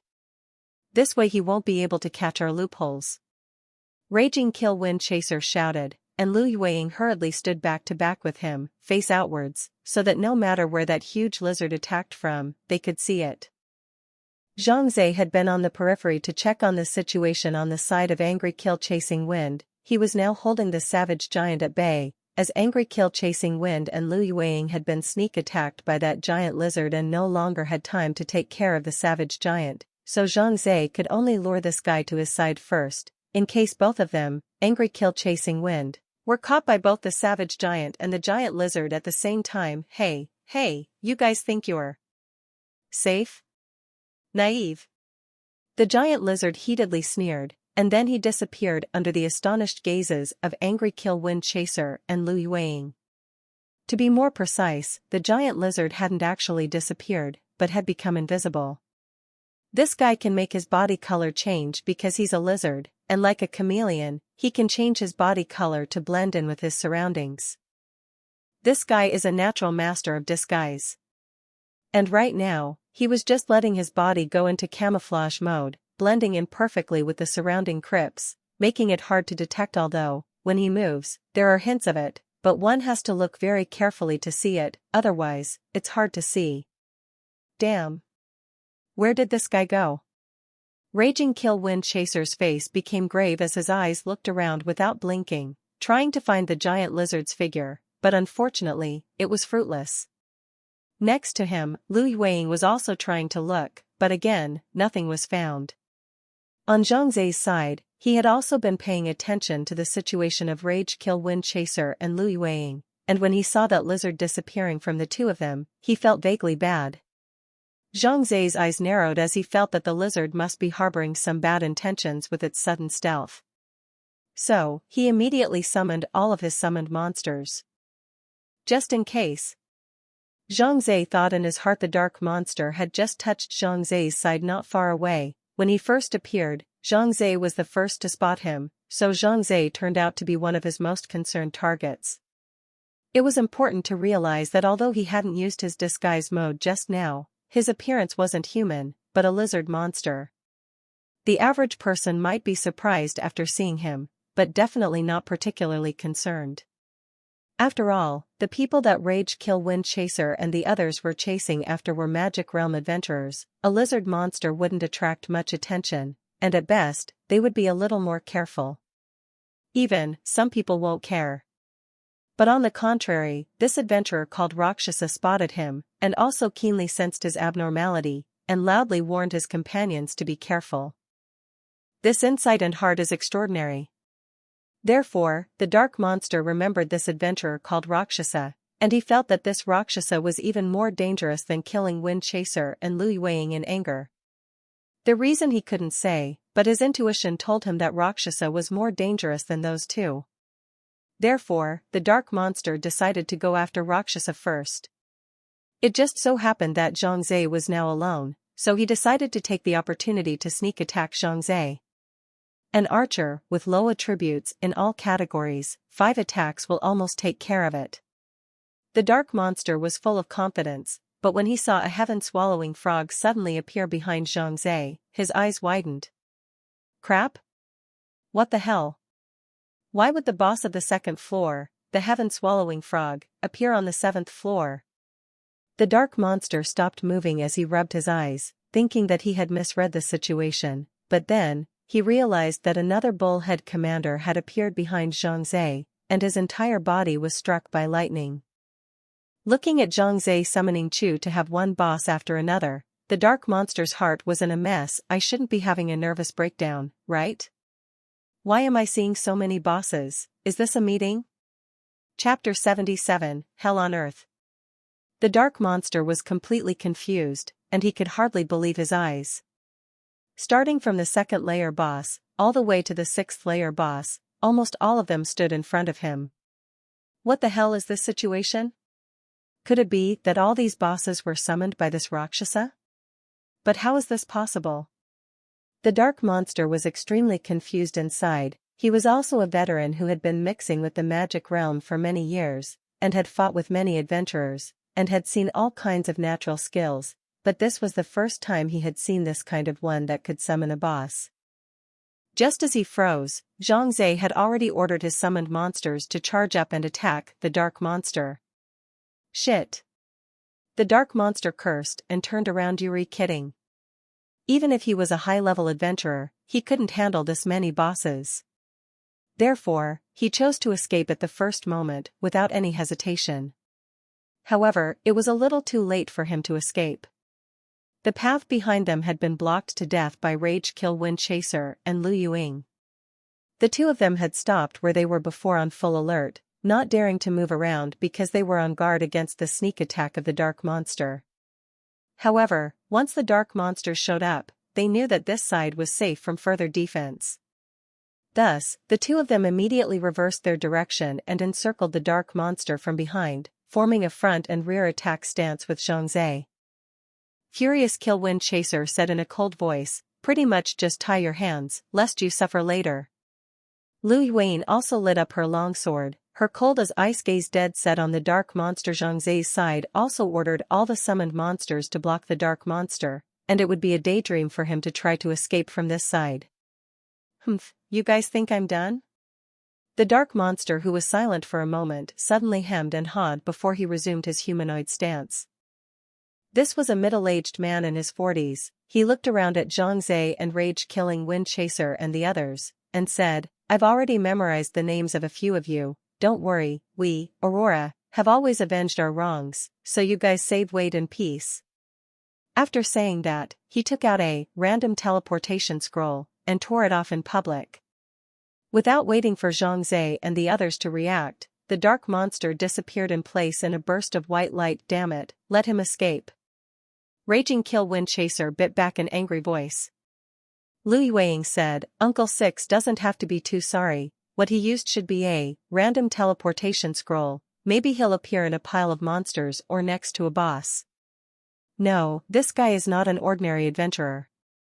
Zhang Zai shook his head and said, "I reckon that with his strength, he can completely enter and exit this layer of the demon domain safely without having to worry about being besieged by monsters." Furious Kill Wind Chaser also nodded his head and said, "Brother Rakshasa is right. I'm guessing that this guy is already at least a rated excellent level expert, and can practically run rampant in the bottom tier demon region, which is why he used the random teleportation scroll, without any qualms." Lu Yueying was surprised. Excellent level expert. Could it be that the strength of the members of this Aurora organization are all so powerful? Yes, you should not underestimate this Aurora organization. Angry Kill Wind Chaser's tone was grave as he slowly said, "The Magic Domain Bureau once sent a crusade squad to eradicate the Aurora organization, and as a result, all of its members were killed in action. Our backup team arrived just in time to see a member of the Aurora organization slaughtering our crew." A complex look flashed across the eyes of the angry Slayer Wind Chaser, and Zhang Zai keenly sensed that it was tinged with anger and shock. That member's stance was extremely powerful. Our team members barely had the power to fight back and were killed by her in minutes.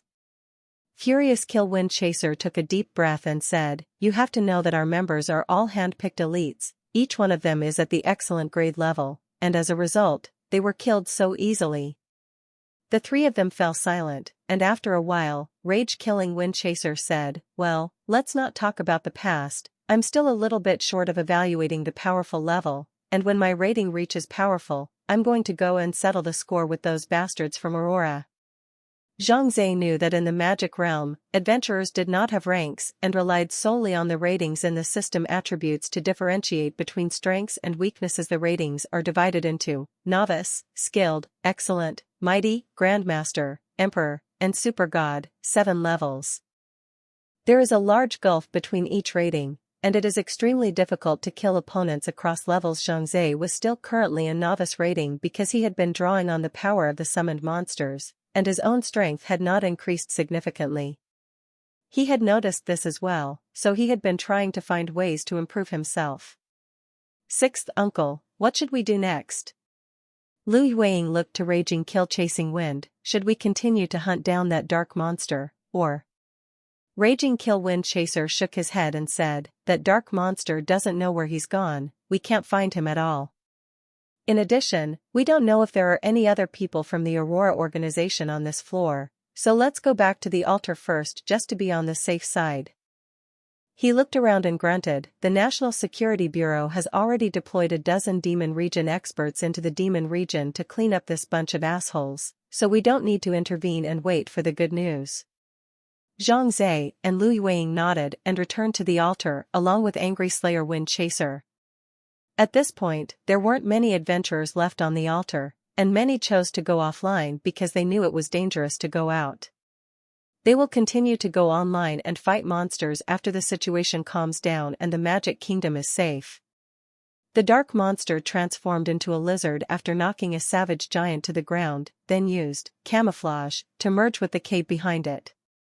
"I didn't expect to run into an adventurer with the natural skill of summoning monsters. I'm really lucky."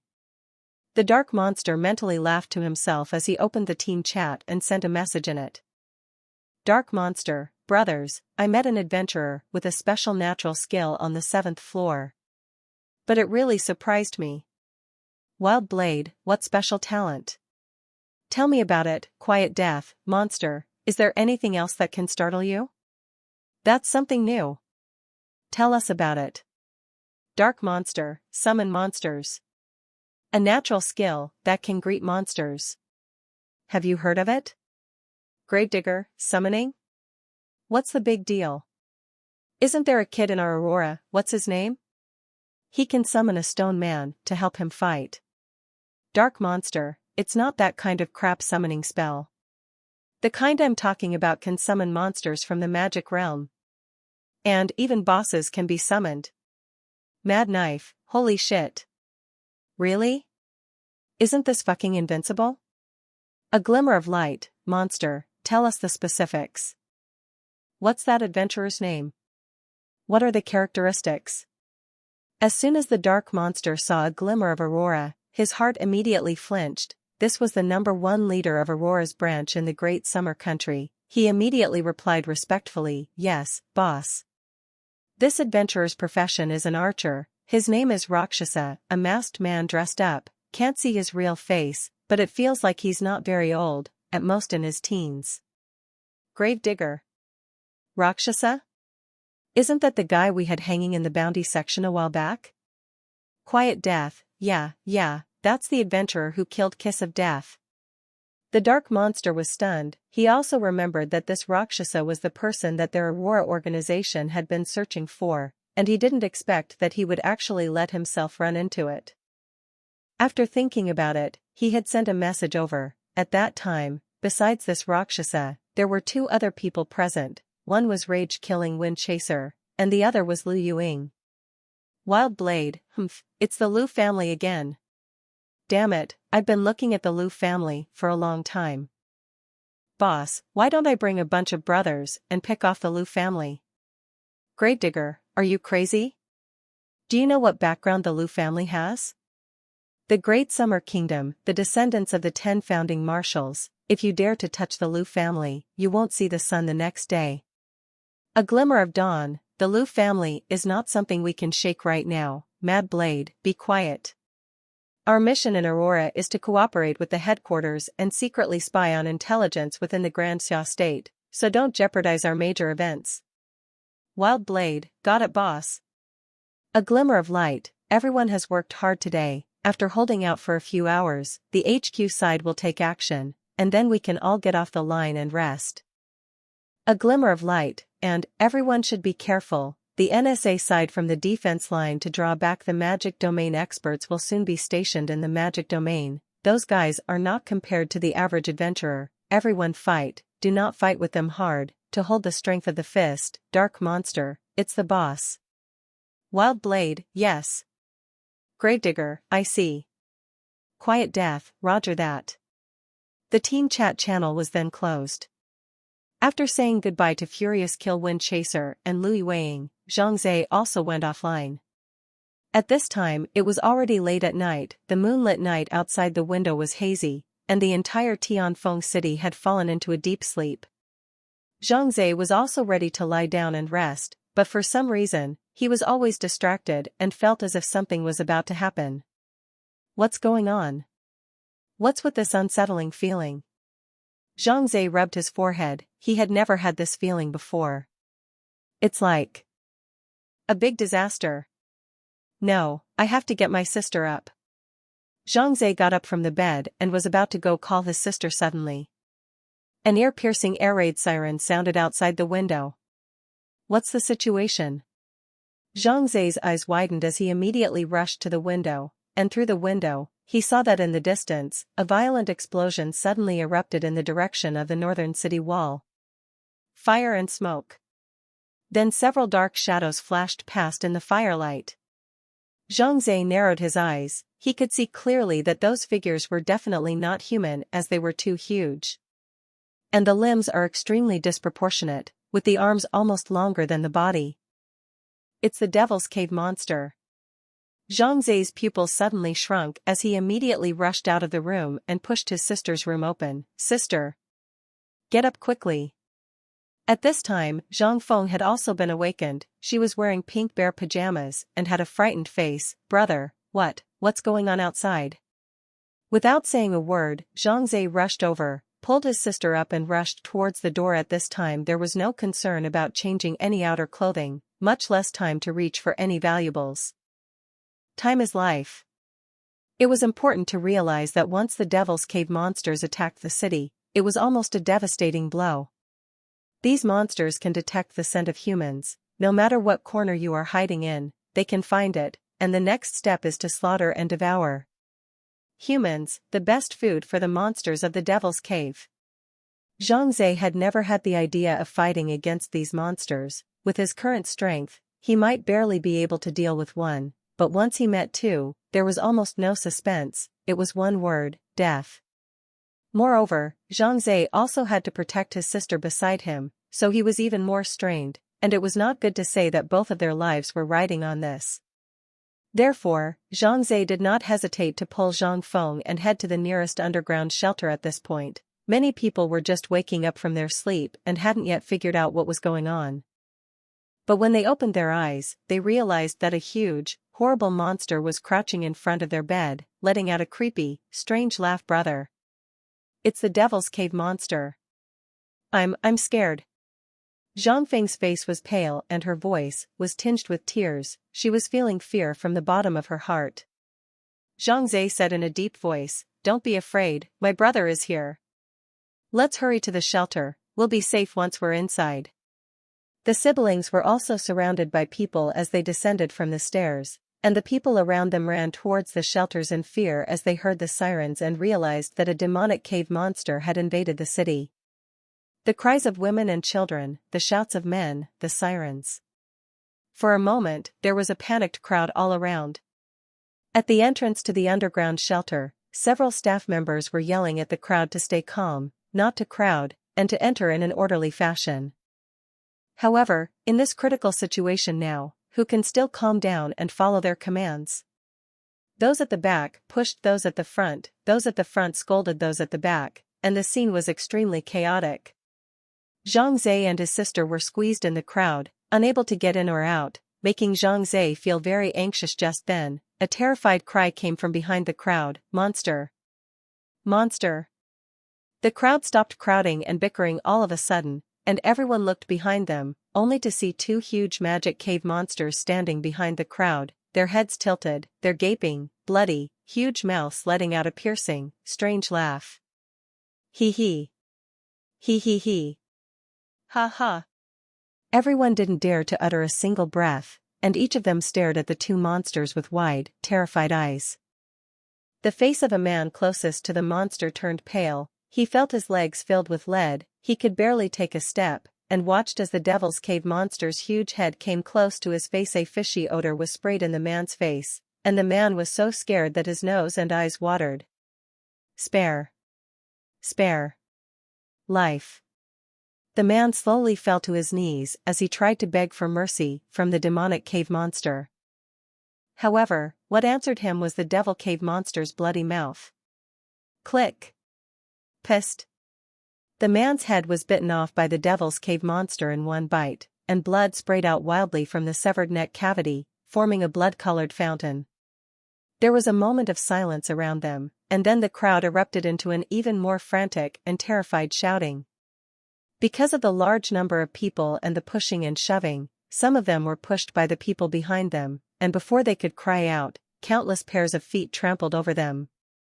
The demon cave monsters in the back were slaughtering humans indiscriminately, and the humans in the front were frantically crowding towards the entrance of the refuge. Here, it's like hell on earth.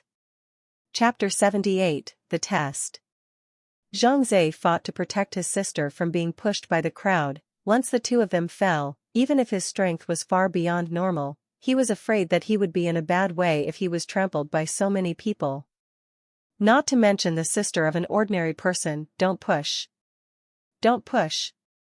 The two staff members at the entrance were also sweating, not that they didn't want people to hurry up and enter the shelter, but the entrance was so small that it could only accommodate two people at most at the same time. This is also to ensure the safety of the shelter. However, at the moment, it is seriously delaying people's escape. The Devil's Cave monsters, like harvesting wheat, harvested human lives in pieces. They love to gnaw on human skulls, because the brains inside are a rare delicacy for them. They will bite right off human skulls, crunching them with their sharp teeth and sucking the red and white stuff inside. Therefore, the humans who died at the hands of the monster of the demon cave were all headless corpses. Seeing that the monster was about to kill Zhang Zai's siblings where they were, Zhang Zai gritted his teeth and was ready to fight for his sister's sake. Whoosh! A golden lance suddenly flew from the sky and pierced the throat of a demon cave monster at once. The lance trend does not reduce. Bang, nailed on the bored oil road, the tail of the lance is still slightly shaking more than visible force. Bastard! Had enough. A cold woman's voice descended from the sky, followed by a figure appearing on the roof of a building. The faces of the crowd were stunned, and they all looked toward the woman in unison. Zhang Zai was shocked to realize that this woman, in fact, was the masked woman he had met earlier in the fallen area. The dark clouds parted and a curved moon appeared behind the masked woman. Long hair swinging and valiant. He he he. He he he he. The other Devil's Cave monster turned its head to look at the masked woman as it bent its legs, then stomped on the ground with both feet so hard that the hardened tarmac was shattered by its feet. The Devil's Cave monster was like a cannonball, charging straight towards the masked woman. The masked woman did not move, standing on the roof like a statue, her expression calm as she watched the monster pounce on her. Just as the two touched, the masked woman moved. Her body gently bounced up from the spot like a lightweight gazelle, easily and sensitively avoiding the pounce of the demon cave monster. Her body then twisted and spun in the air, and a golden lance appeared in her hand at some point, followed by a forceful downward thrust. Pissed. The lance instantly pierced into the back of the demon cave monster, nailing it directly to the roof. Ha ha ha. He he he. Heh heh heh. An even more bizarre and oozing strange laugh came out of the Devil's Cave monster's mouth, while, at the same time, spewing blood in large gulps. But, it's not dead. The masked woman gently fell down and stepped on the end of the lance with one foot, and the person just lightly stood on it, giving off a powerful and incomparable feeling. Commander! A group of soldiers rushed from all around, respectfully saluting the masked woman. The masked woman flipped off her spear and kicked the monster to the ground. With a loud bang, the monster slammed heavily into the ground. It moved, but the lance behind it seemed to have sealed its acupuncture points, preventing it from moving. The masked woman dropped to the ground and whispered to the soldiers, "Take this monster back to Professor Ouyang." The soldiers responded, some brought ropes, others drove a crane, and the crowd carried the monster away with all hands. The masked woman turned her head to Zhang Zai's side, and her bright eyes flashed with a hint of color as she spotted Zhang Zai. So, he lives in this neighborhood. The masked woman moved her gaze from Zhang Zai's face to Zhang Feng's face again, and after a moment, she turned around, made a few prancing jumps, and disappeared into the night. Intense gunfire and artillery sounds were coming from all around. It was the NSA's army on the move. People came back from the dead, all of them trembling with fear, and under the arrangement of the staff, they hurriedly took refuge in the underground shelter. And on the ground, a dozen or so human corpses were left behind, and some of those in charge of collecting the corpses began to clean up the ground. Zhang Zai and his sister also entered with them into the underground shelter, which was located 20 meters below the ground and was built more than 100 years ago. At that time, it was in response to the enemy's air raids, and now, it had become a response to the demon cave monsters. The space of the shelter was large, and as far as the eye could see, the entire hall was more than 100 meters long and more than 60 meters wide. The place was now densely packed with people who had taken refuge. No one spoke, only a slight sob and a heavy sigh. There are staff members who give blankets to those who can't get outerwear in time, and occasionally water and food are available, but not in large quantities and only after requesting and then approving them. Zhang Feng leaned against Zhang Zai, her body was still shivering slightly. The scene that had just happened was too terrifying for her. I'm afraid she would never be able to forget it in her entire life. Zhang Zhe hugged his sister's shoulders and put more of the blanket over her, exposing half of his own shoulders. His physique surpassed normal people, so he didn't feel cold either. In his mind, still playing over and over again, the scene of the masked woman dealing with the demon cave monster earlier.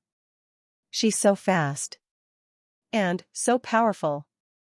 A light shone in Zhang Ze's eyes as he compared the gap between himself and the masked woman. The conclusion came quickly. He was afraid that he was not even a tenth as good as the masked woman. However, Zhang Ze was still just a newbie who had just entered the magic realm not even a month ago. The masked woman, on the other hand, was the commander of the military, and her strength was certainly not ordinary. As long as I'm given time, I can definitely surpass her. Zhang Ze was filled with confidence inside. Inside the shelter, unaware of the time outside, everyone was groggy until someone shouted, "The monsters have retreated. It's safe out there."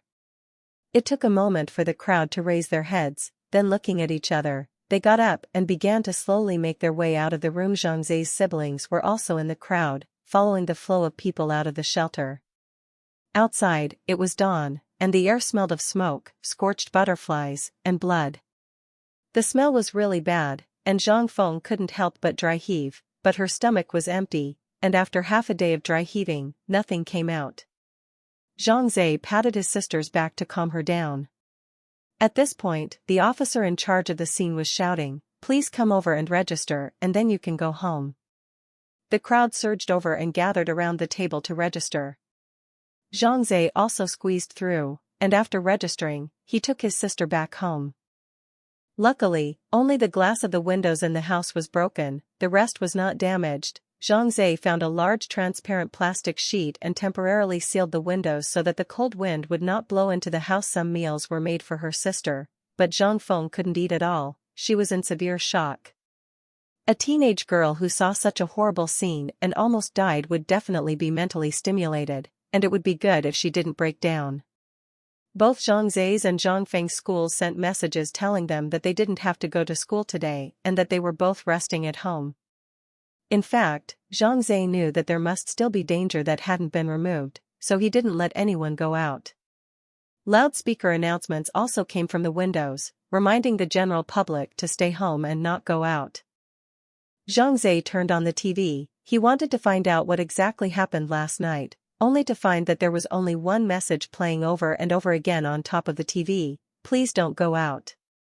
Shaking his head, Zhang Ze had no choice but to open his cell phone to surf the internet and gather information from the web.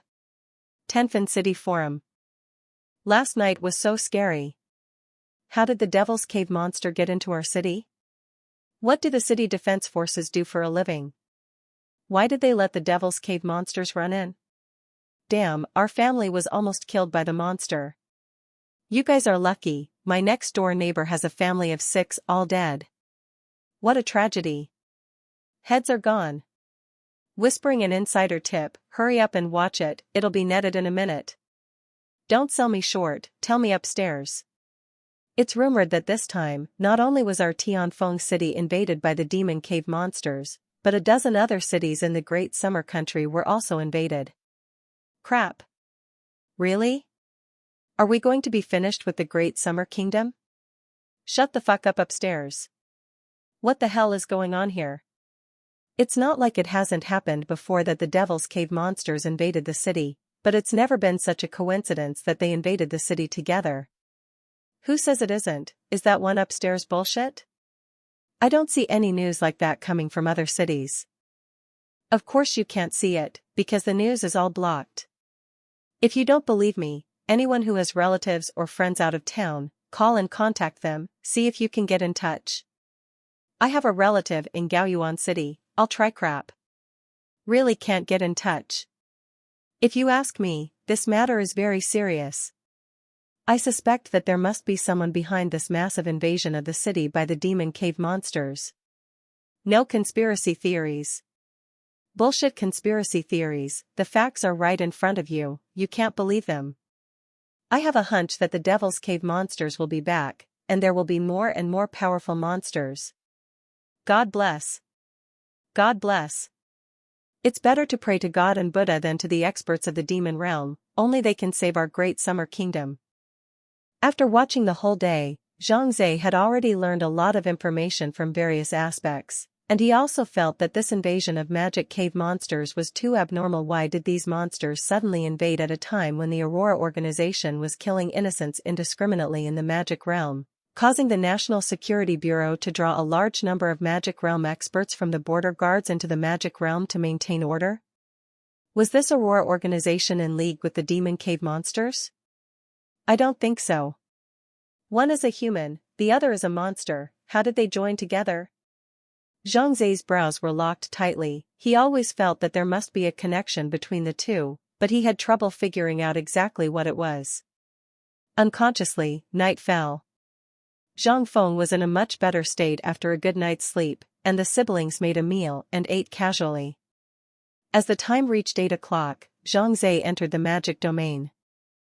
Entering the 7th floor, Zhang Zhe appeared on the altar, and he saw the giant god and Lu Yueing and the others in the crowd, who seemed to be talking about something. Brother Rakshasa, come over here. The irascible Dragon King saw Zhang Zhe at a glance and waved his hand forcefully for him to go over. Zhang Zhe walked over and saw that the faces of the people were grave. The consequences of this monster invasion event are very serious, said the giant god in a heavy tone. The news I got is that more than 10,000 people died.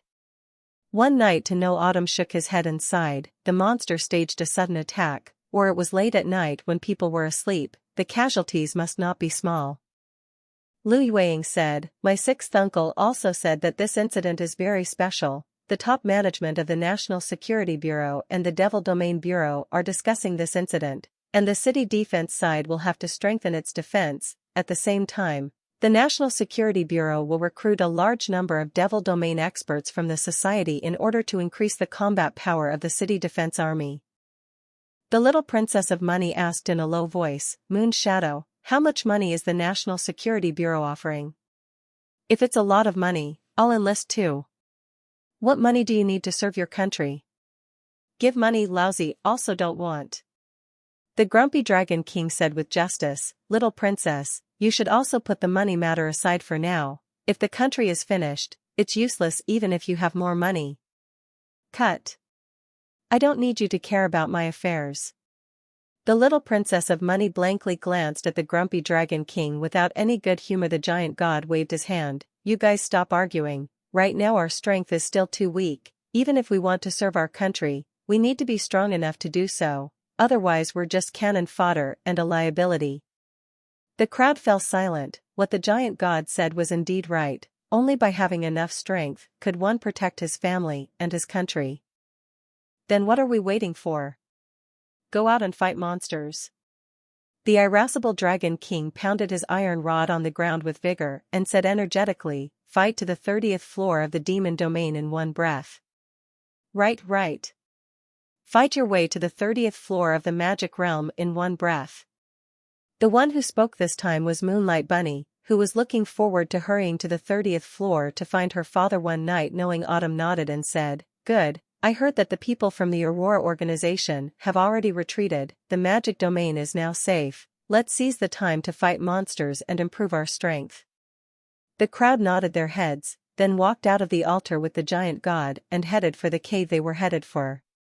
The rest of the players also stepped out of the altar and started fighting monsters around.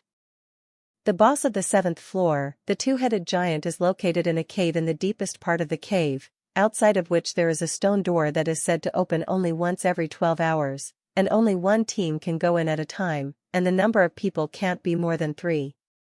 One night, knowing Autumn was checking the magic domain guide as he walked, he shook his head and said, it's not going to be good this time. Only a maximum of 3 people can enter at a time, yet we have 6 people now. Do we have to split into 2 teams? How can we fight then? Everyone has their own roles, everyone is useful, no one can do without them. The little money public instantly stared with wide eyes and said in a depressed manner. The few of them had never been separated before, and it always felt like no one was good enough without them. Moreover, this time, they were not facing the usual small monsters, but the boss, the two-headed giant. All of them together might not be able to take care of the two-headed giant, and now that it had been reduced to 3, wouldn't it be even more difficult? Everyone's faces did not look good, they really could not think of how to pass this test. Everyone shouldn't be too discouraged. At the critical moment, the giant god stepped forward again to comfort the crowd. I do think that if we plan properly, we can still hope to pass. Chapter 79, The Chen Family's Mad Young Man. I actually have an idea, said the giant god after some deliberation. The final boss room requires only 3 players to enter. We can split into 2 batches, 1 batch of 3 people. Each batch can be divided based on each person's ability. The giant god looked at the crowd and slowly said, for the first batch, there's me and 1 knight Jiqiu as well as the little princess of money, while for the second batch, it consists of Rakshasa, Lu Yuan, and the grumpy dragon king. Such a combination was decided by me after full consideration. Everyone looked at the giant god, only to hear him continue, first of all, I'm a tank, so I can be at the front and maximize the protection of those behind me. And 1 knight knowing autumn's ice, wind and rain can control the scene, while little princess money will protect the lives of the 3 of us. Of course, because there's no main attacker, the speed of fighting monsters might be slower, but that can't be helped. For the second batch, Brother Rakshasa is a multifaceted player, and his fishman nurse can return everyone's blood, while the Dragon King and Moon Shadow are the main attackers. Your efficiency in fighting monsters will be very fast, and I'm sure you should be able to pass the level even faster than us with this combination. Moonlight Bunny suddenly said, what about me? What about me? The giant god said, you'll just have to wait a bit longer, since you don't have any attacking abilities, bringing you along will only take up a slot for nothing. So I think that you should not go on for now, and come back to bring you on after someone on our side has cleared the level. Zhangzhe also comforted the Moonlight Bunny, don't worry, when I clear the level, I will definitely come back to bring you through. The Moonlit Bunny was at peace with this. Although you had to split up to enter the boss room, on the way, everyone worked together to deal with the monsters because of their previous experience. Zhangzhe and Lu Yuang both knew how to deal with the monster giants, and the giants and the Dragon King and the others slowly adapted to it, and the crowd quickly arrived at the entrance of the room where the boss was located under the cooperation of all their efforts. This is a cave with a lot of space. The overall area is roughly the size of a soccer field, the surrounding walls are smooth and seem to be artificially excavated, and there can be many murals on the walls. Most of the content on them are depicting some giant killing scenes, among which there is an exceptionally tall 2-headed giant that is very eye-catching, and Zhangzhe felt that this giant might be the final boss of this layer of the demonic realm, the 2-headed giant. The crowd looked toward the end of the cave again. There was a huge copper door there. The copper door was tightly closed. Just by looking at the size of that copper door, the crowd felt that this copper door could not be pushed by human power for sure, and it must need some other method to be opened. And in front of the bronze door, there stood many adventurers who seemed to be waiting for something, talking in low voices from time to time. Among this group of adventurers, there were 2 people who were particularly conspicuous. One was an old man who was nearly 60 years old, not to mention that he was relatively old, but he was upright and in good spirits, and he carried a majestic aura. Zhangzhe looked the old man up and down, only to see that the old man's magic domain name was Feng Yinjushi. Feng Yinjushi had 2 long knives inserted behind him, obviously an attacking warrior profession. At such an age, he would actually still be charging forward, which showed that Feng Yinjushi's physical fitness was far beyond that of normal people. Next to Feng Yinjushi stood a young man. This young man's magic domain name was Qinjia Xiaoxiao, and his occupation was surprisingly the same as Zhangzhe's, as he was also an archer, but the bow he used was not a longbow, but a short bow. In magic, weapons determine an adventurer's profession, but there are many differences between weapons. Just for example, long and short swords, long and short guns, and long and short bows, and so on. Although they are all knives, guns, and bows, they all play out differently when attacking. First of all, let's talk about the long and short knives. The long knives can control the enemies beyond a certain range and prevent them from getting close to the adventurers. However, the weakness of the long sword is that it is too bulky and heavy, and once the enemy gets close, the longbow is completely useless and even affects the adventurer's play. While the short blade is more effective in close combat, the so-called 1-inch short and 1-inch dangerous, in the face of similar to the mage profession, the long blade can cause more considerable damage. Therefore, in many cases, assassins who are good at using short knives are more popular. The difference between a lance and a short lance is similar to that between a long sword and a short sword. The only difference is that the lance can be thrown like a javelin, which can inflict a lot of damage on the target, which is something that other classes of weapons don't have. Although short spears can also be thrown, they do not have the same killing power as long spears, and it is generally better to use them as concealed weapons. Lastly, let's talk about the longbow and the shortbow. The longbow has a long range and high damage, which is its advantage, but, because the longbow is bulky, it has a slower attack speed, while the shortbow has the advantage of having a fast attack speed. In the same amount of time, the time it takes for a longbow to shoot one arrow is enough for a shortbow to shoot 3 to 4 arrows. So in comparison, the shortbow seemed to have some advantages. However, the longbow could store power, and as long as it was stored for too long, the arrows shot from the longbow could deal a lot of damage, even bludgeoning. In some cases, it is possible to kill an already dying target outright in seconds. The short bow, on the other hand, does not have such an advantage. It is only short and quick, and can play a role in harassing the enemy, so the short bow archer can generally be used as a supporting profession in the team, rather than the main attacking profession. Chen family mad young man. I guess this is Chen Feng, right? Zhang Zhe thought to himself. The other party had made the name so obvious already, it didn't take much guessing to know the other party's identity. It seemed that this Chen Feng was indeed arrogant. In addition to these people, there were also some adventurers standing on the side with angry looks on their faces, pointing at the likes of Chen Clan Berserker and Feng Yunjusher, who seemed to be quite critical of them as the giant god, and Zhang Zhe and the others walked over. Feng Yunjusher and the others also saw the giant god crowd. At this time, an adventurer walked up from Feng Yunjusher's side, and said to the giant god and Zhang Zhe and the others nonchalantly, "Today is an important moment for our Chen family's young master to fight the 7th layer of the Demon Realm's boss, so please go up to the side and wait for a while, and wait for our young master's fight to finish, and then it'll be your turn." The giant god and the others frowned upon hearing this, and the irascible Dragon King directly seethed. On what grounds? Why do we have to wait on the sidelines while he fights the boss? Why do we have to wait on the sidelines while he fights the boss? The boss is everyone's, we can fight it whenever we want. It's none of your business.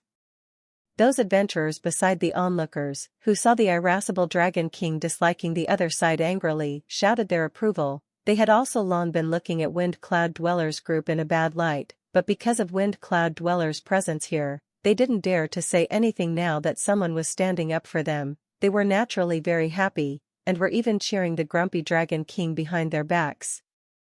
The adventurer heatedly sneered and said, "If you insist on destroying our young master of the Chen clan's plans, then don't blame us for being impolite."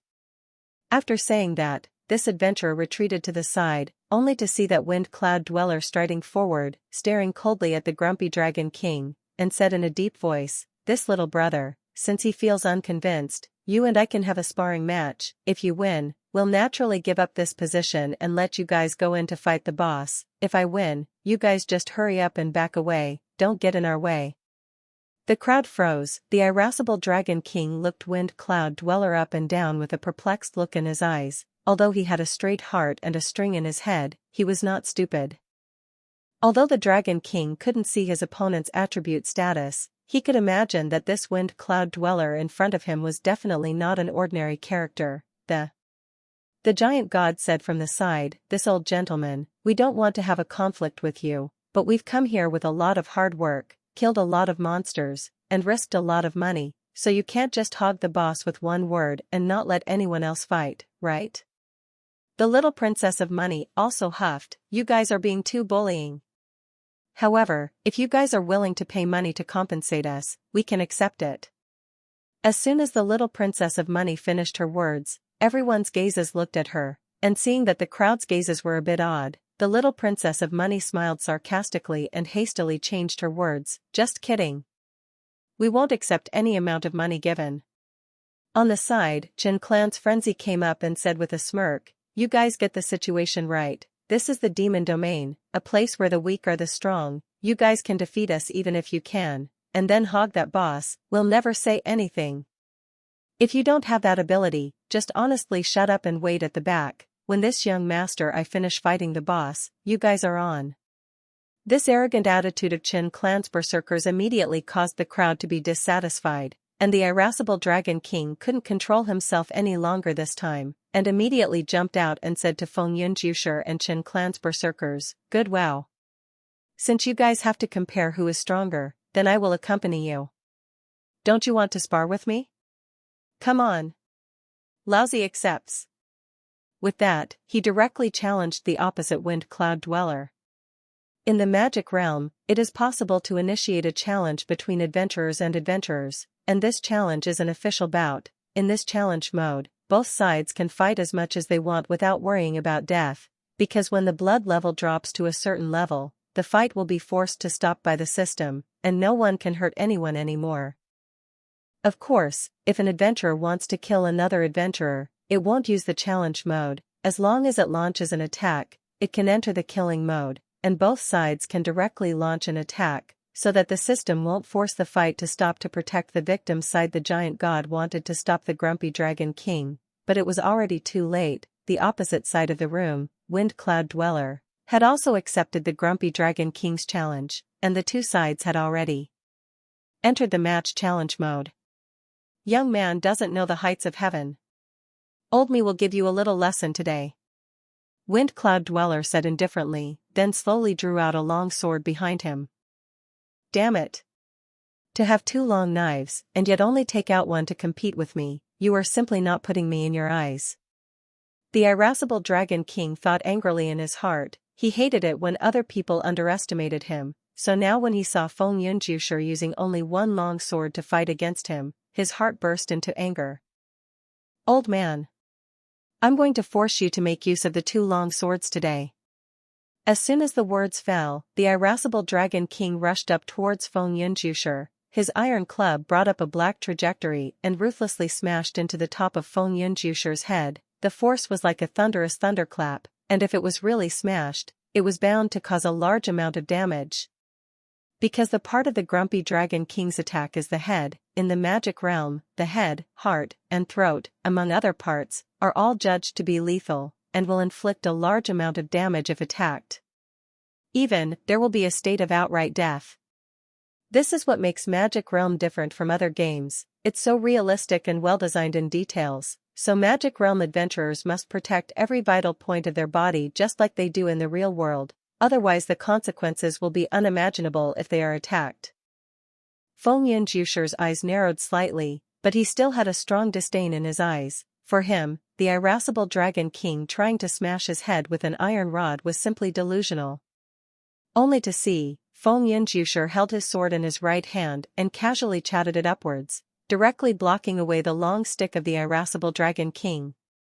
The grumpy Dragon King, on the other hand, directly fell back 7 or 8 steps, shocking his tiger's mouth, while dropping more than 100 points of blood. Such a grumpy Dragon King was surprised and dumbfounded. Crap. Is this old thing so powerful? Just casually swinging a longsword with one hand alone can knock me back 7 or 8 steps and shock me into injury. The irascible Dragon King immediately calmed down. The difference in strength between the two sides was too great. He knew that if he continued to fight Feng Yunjushi head-on like before, he was afraid that he would suffer a great loss, so he immediately changed his tactics and began to roam around Feng Yunjushi. This tactic of the grumpy Dragon King was still very clever. He was trying to force the Wind Cloud Dweller to fight a guerrilla war with himself, which meant that the grumpy Dragon King would no longer use a frontal attack, but instead use this kind of sidestep, launching a sneak attack when the Wind Cloud Dweller was off guard. Although the sneak attack didn't do much damage, it was better because it was safe and wouldn't cause the irascible Dragon King to take too much damage from counterattacks, and it could also constantly harass Wind Cloud Dweller, causing him to lose sight of the situation. Unfortunately, the idea is good, but the operation is another matter. Instead of being led by the nose by the irascible Dragon King, Feng Yunjusher remained calm and stood still, and even when the irascible Dragon King ran behind Feng Yunjusher, he didn't even turn around to look. However, even though he didn't bother to look, he was able to turn around in time and block away with his long sword when the irascible Dragon King's iron club struck him. The crowd couldn't help but wonder if this Wind Cloud Dweller had eyes in his back. How could he detect his opponent attacking him from behind? One night Jiqiu cupped his chin and said, "It seems that the strength of this Feng Yunjusher is unfathomable. The fact that he could detect the attack behind him without having to look at it shows that his mental power is very powerful." Chapter 80, Special Monster. In the magic realm, each of the four-dimensional attributes of an adventurer has a special role to play. Strength is a bit simpler and can be reflected in the damage of a weapon, while the amount of strength also determines how much weight an adventurer can carry. For example, before, when Zhang Zhe and the Grumpy Dragon King and the Little Princess of Money ran to the dog-headed miners to steal ore, with less strength, they carried less weight and could naturally carry less. The same goes for constitution. The higher the constitution, the higher the adventurer's blood and stamina. The amount of blood that drops when taking damage, and the amount of blood that is automatically restored every second, are all closely related to constitution. If the physique is too low, not only is the blood quantity low, but the blood dropped when injured is also a lot, and the recovery speed is also slow, so the physique is a very important attribute. Regardless of their profession, adventurers would invest a lot of resources in their physique to ensure their survival rate in the magic realm. Next up is agility, which determines how fast, in addition to movement speed and attack speed, there is reaction speed, or evasion. There were times when two adventurers were battling against each other. Whoever had higher agility had more chances of dodging the other's attacks. High evasion adventurers can survive more in combat. After all, the other party's attacks are dodged by him, while his attacks the other party can only withstand. Over time, the advantage is highlighted, and the victory is on his side. The last attribute is spirit, which can determine many things, the most basic being the use of magic and the damage caused by magical attacks.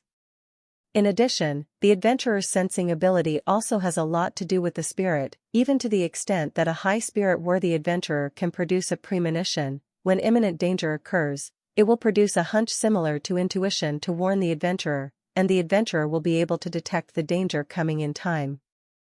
In addition to this, a high spirit value attribute has another feature that determines how many magic soul orbs an adventurer can absorb per day. This has been mentioned before. Adventurers with high spirit values can absorb more magic soul orbs, while adventurers with too low spirit values will absorb a much lower number of magic soul orbs. This will be greatly reduced.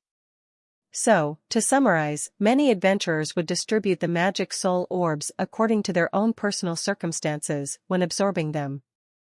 The situation that one night Jiqiu had mentioned, Zhang Zhe felt that it was very reasonable. This old man called Feng Yunjusher must have invested a lot of resources in the item of spiritual attributes, so that he could detect the sneak attack from the back.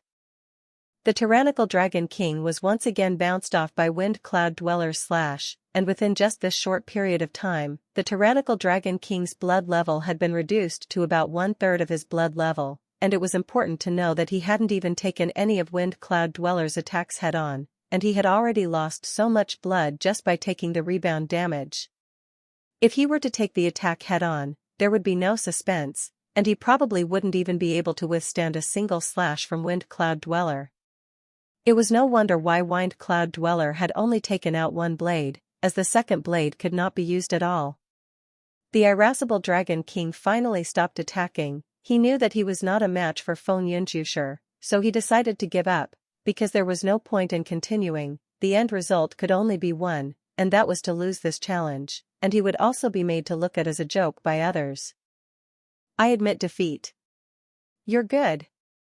The grumpy Dragon King shook his head and clicked the surrender button. That's the way he was, dry and willing to bet. Wind Cloud Dweller didn't say anything, turned around and walked back to the group. Only his arrogant stance was really something for the giant gods people to look at. "Otherwise, I'll go up and try." Lu Yuying suddenly stepped forward and said, her attributes in all aspects were stronger than the grumpy Dragon King, plus she had an S-rank natural skill, so she wanted to give it a try and see if she could defeat this old man. The giant god shook his head and said, "There's no need for that. If I'm not mistaken, this wind cloud dweller's evaluation is at least at the excellent level. We're not his opponent." One Night Knowing Autumn also nodded and said, "The giant god is right, this old man is very powerful, we'd better avoid him." The little princess of money skimmed her lips and said with an angry expression, "This old man, he must be an expert hired heavily by the Qin family, specifically to help their young master fight monsters." Little Princess Money's analysis was correct. This wind cloud dweller was indeed invited by the Qin clan to help Qin Feng fight through this level of boss. However, this Feng Yunjiusher wasn't here for the money, he himself was powerful and his rating had already reached powerful. Money was just numbers to him, and the main reason he had come here to help Qin Feng was to return a favor to the Qin family. Seeing the giant god and the others silently retreating to the side, the smugness on Chen's face became even more intense as he looked at the crowd with a look of contempt and said, "Where's that arrogant look of yours from just now? If you're not convinced, come up and continue the challenge. Let's see which one of us can laugh in the end." The giant god and the others coldly looked at the Qin family frenzy with anger on their faces, but there was nothing else they could do but wait for them to finish fighting the two-headed giant. Qin clan's Wild Xiao proudly returned to his camp. He looked at the time and said to Feng Yunjiusher with some impatience, "Elder Gao, when will that little monster you mentioned come? We've been waiting for half an hour already." Feng Yunjiusher had a bashful look on his face as he said, "Don't be in a hurry, young Chen, there is no set time for that little monster to refresh, we can only wait here, but as soon as he appears, the bronze door will open and we will go in at the first opportunity, this won't waste too much of your time." Qin clan frenzy could only nod helplessly. After all, there was nothing else he could do. What are these guys waiting for? If you want to fight the boss, hurry up and go in, isn't this a waste of time here? Little Princess Money looked around, she didn't quite understand why Wind Cloud Dweller and the others hadn't gone in to fight the monsters yet. "You didn't read the Magic Realm Guide, did you?" The giant god on the side said, "The boss on this level is very timid and hides behind a door all year round. If you want to see it, you have to wait until a special mini-monster comes to bring him food, so that he will open the copper door and let the mini-monster in. And we, the adventurers, will be able to take this opportunity to rush through the copper gate and fight the two-headed giants." "Huh? So troublesome?" The little Princess of Money immediately frowned as she muttered, "Is there any mistake, a boss-level monster is still so timid? It's simply a disgrace to the magic domain's boss." Little Princess Money's words caused the crowd to roar with laughter, and an adventurer next to her said, "Little girl, you don't understand, this boss isn't timid, it's smart, it knows it can't beat the adventurers, so it hides so that it can live for a while longer." "What's the point? He can still be resurrected when he dies anyway."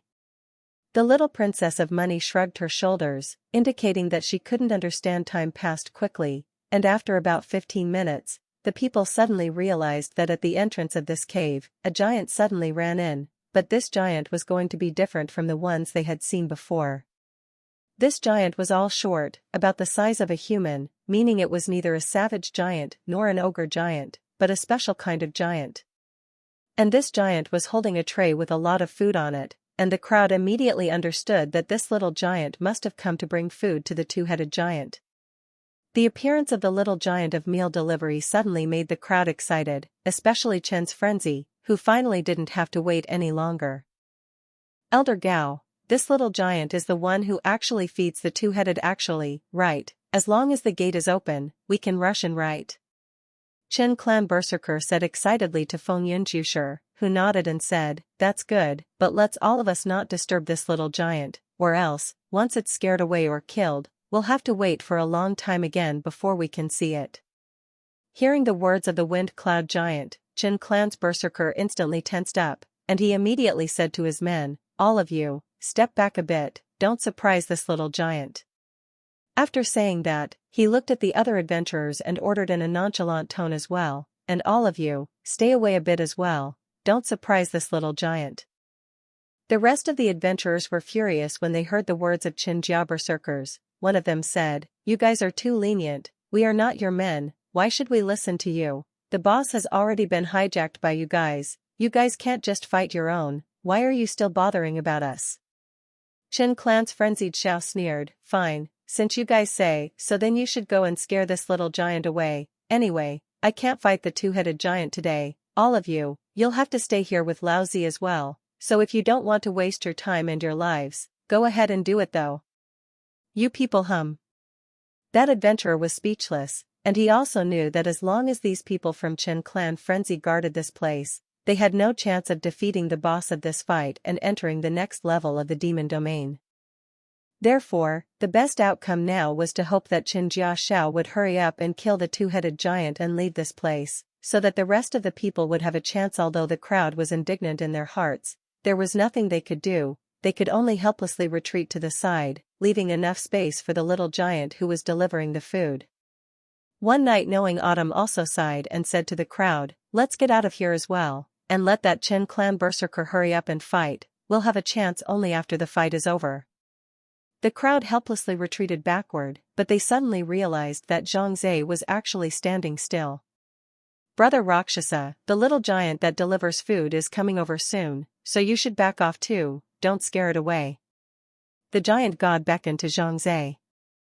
Zhang Zhe shook his head and said to the crowd, I think that Chen Clan's mad young man is too arrogant for my liking, doesn't he want to fight the boss? Today, I'll make it impossible for him to fight it. After saying that, Zhang Zhe actually walked up directly towards the little giant who was delivering the food, while drawing his own bow and aiming at the little giant who was delivering the food. Zhang Zhe's action immediately surprised the crowd, especially Chen Clan's berserker, whose eyes widened as he angrily shouted at Zhang Zhe, that Rakshasa, are you crazy? Don't attack the little giant. Tell him to hurry up and come over to deliver the food so that we can go in and fight the boss, and it'll be your turn only after we're done fighting the boss. Zhang Zhe said without moving, it's none of my business if you guys fight the boss or not, I'm going to finish off this little giant today anyway. If you don't let us fight the boss, then no one is going to fight. Everyone is spending time here. Let's see who can outlast who. You're fucking nuts, aren't you? Or a fool? Chen Clan berserker completely exploded, and he had the intention of going forward to make a move against Zhang Zhe, but at this time, the giant god and the others suddenly stopped in front of him. Rakshasa is our brother, although I don't know why he's doing this, but we definitely won't stand by while someone tries to touch him. The giant god put up his shield and said coldly, if you want to touch our friends, ask us if we'll agree first. On the side, the grumpy dragon king, One Knight Jiqiu, Lu Yueying and the little princess of money also took up positions, and the moonlight bunny hid behind her shield. Good wow. In that case, let's see who's better. Chen Clan berserker laughed disdainfully, he had brought more than 30 of his men behind him, plus Wind Cloud Dweller, who was a super expert. He didn't believe that he couldn't deal with these few ordinary adventurers of the giant god. But just as he was about to make his move, he suddenly realized that the rest of the adventurers who were on the sidelines had also joined the camp of the giant god and the others, setting up a stance and preparing to fight against Chen Clan berserker and the others. These adventurers had been holding their breath before, after all, there was a Wind Cloud Dweller sitting in the town, they didn't dare to say anything more, but they had been holding their breath in their hearts now. The fact that Giant and the others stood out to openly fight against Qinjia berserker's men instantly galvanized the fighting spirit of the crowd, so these adventurers also joined Giant and the others' camp to resolutely resist Qinjia berserker. Hurrah! You guys actually joined forces. Today, I'll let you all see how powerful I, Qin Feng, am. Qin Clan berserker drew his short bow and aimed it towards the opposite crowd. This short bow of his was an S-rank weapon with very powerful attributes and an explosive special effect. That is to say, this short bow of his not only had a fast attack speed, the damage wasn't low, and it also had an explosive effect. It was considered a first-class weapon. Young Chen, don't fight them.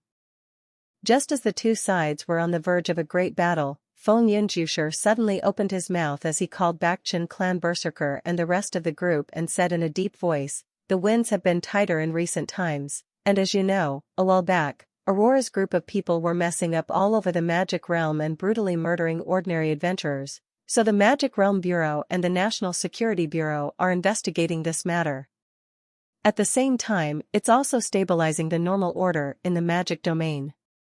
If you get someone killed at this time, I'm afraid it will lead to unnecessary trouble. That's why I suggest you, old man, not to clash with these adventurers.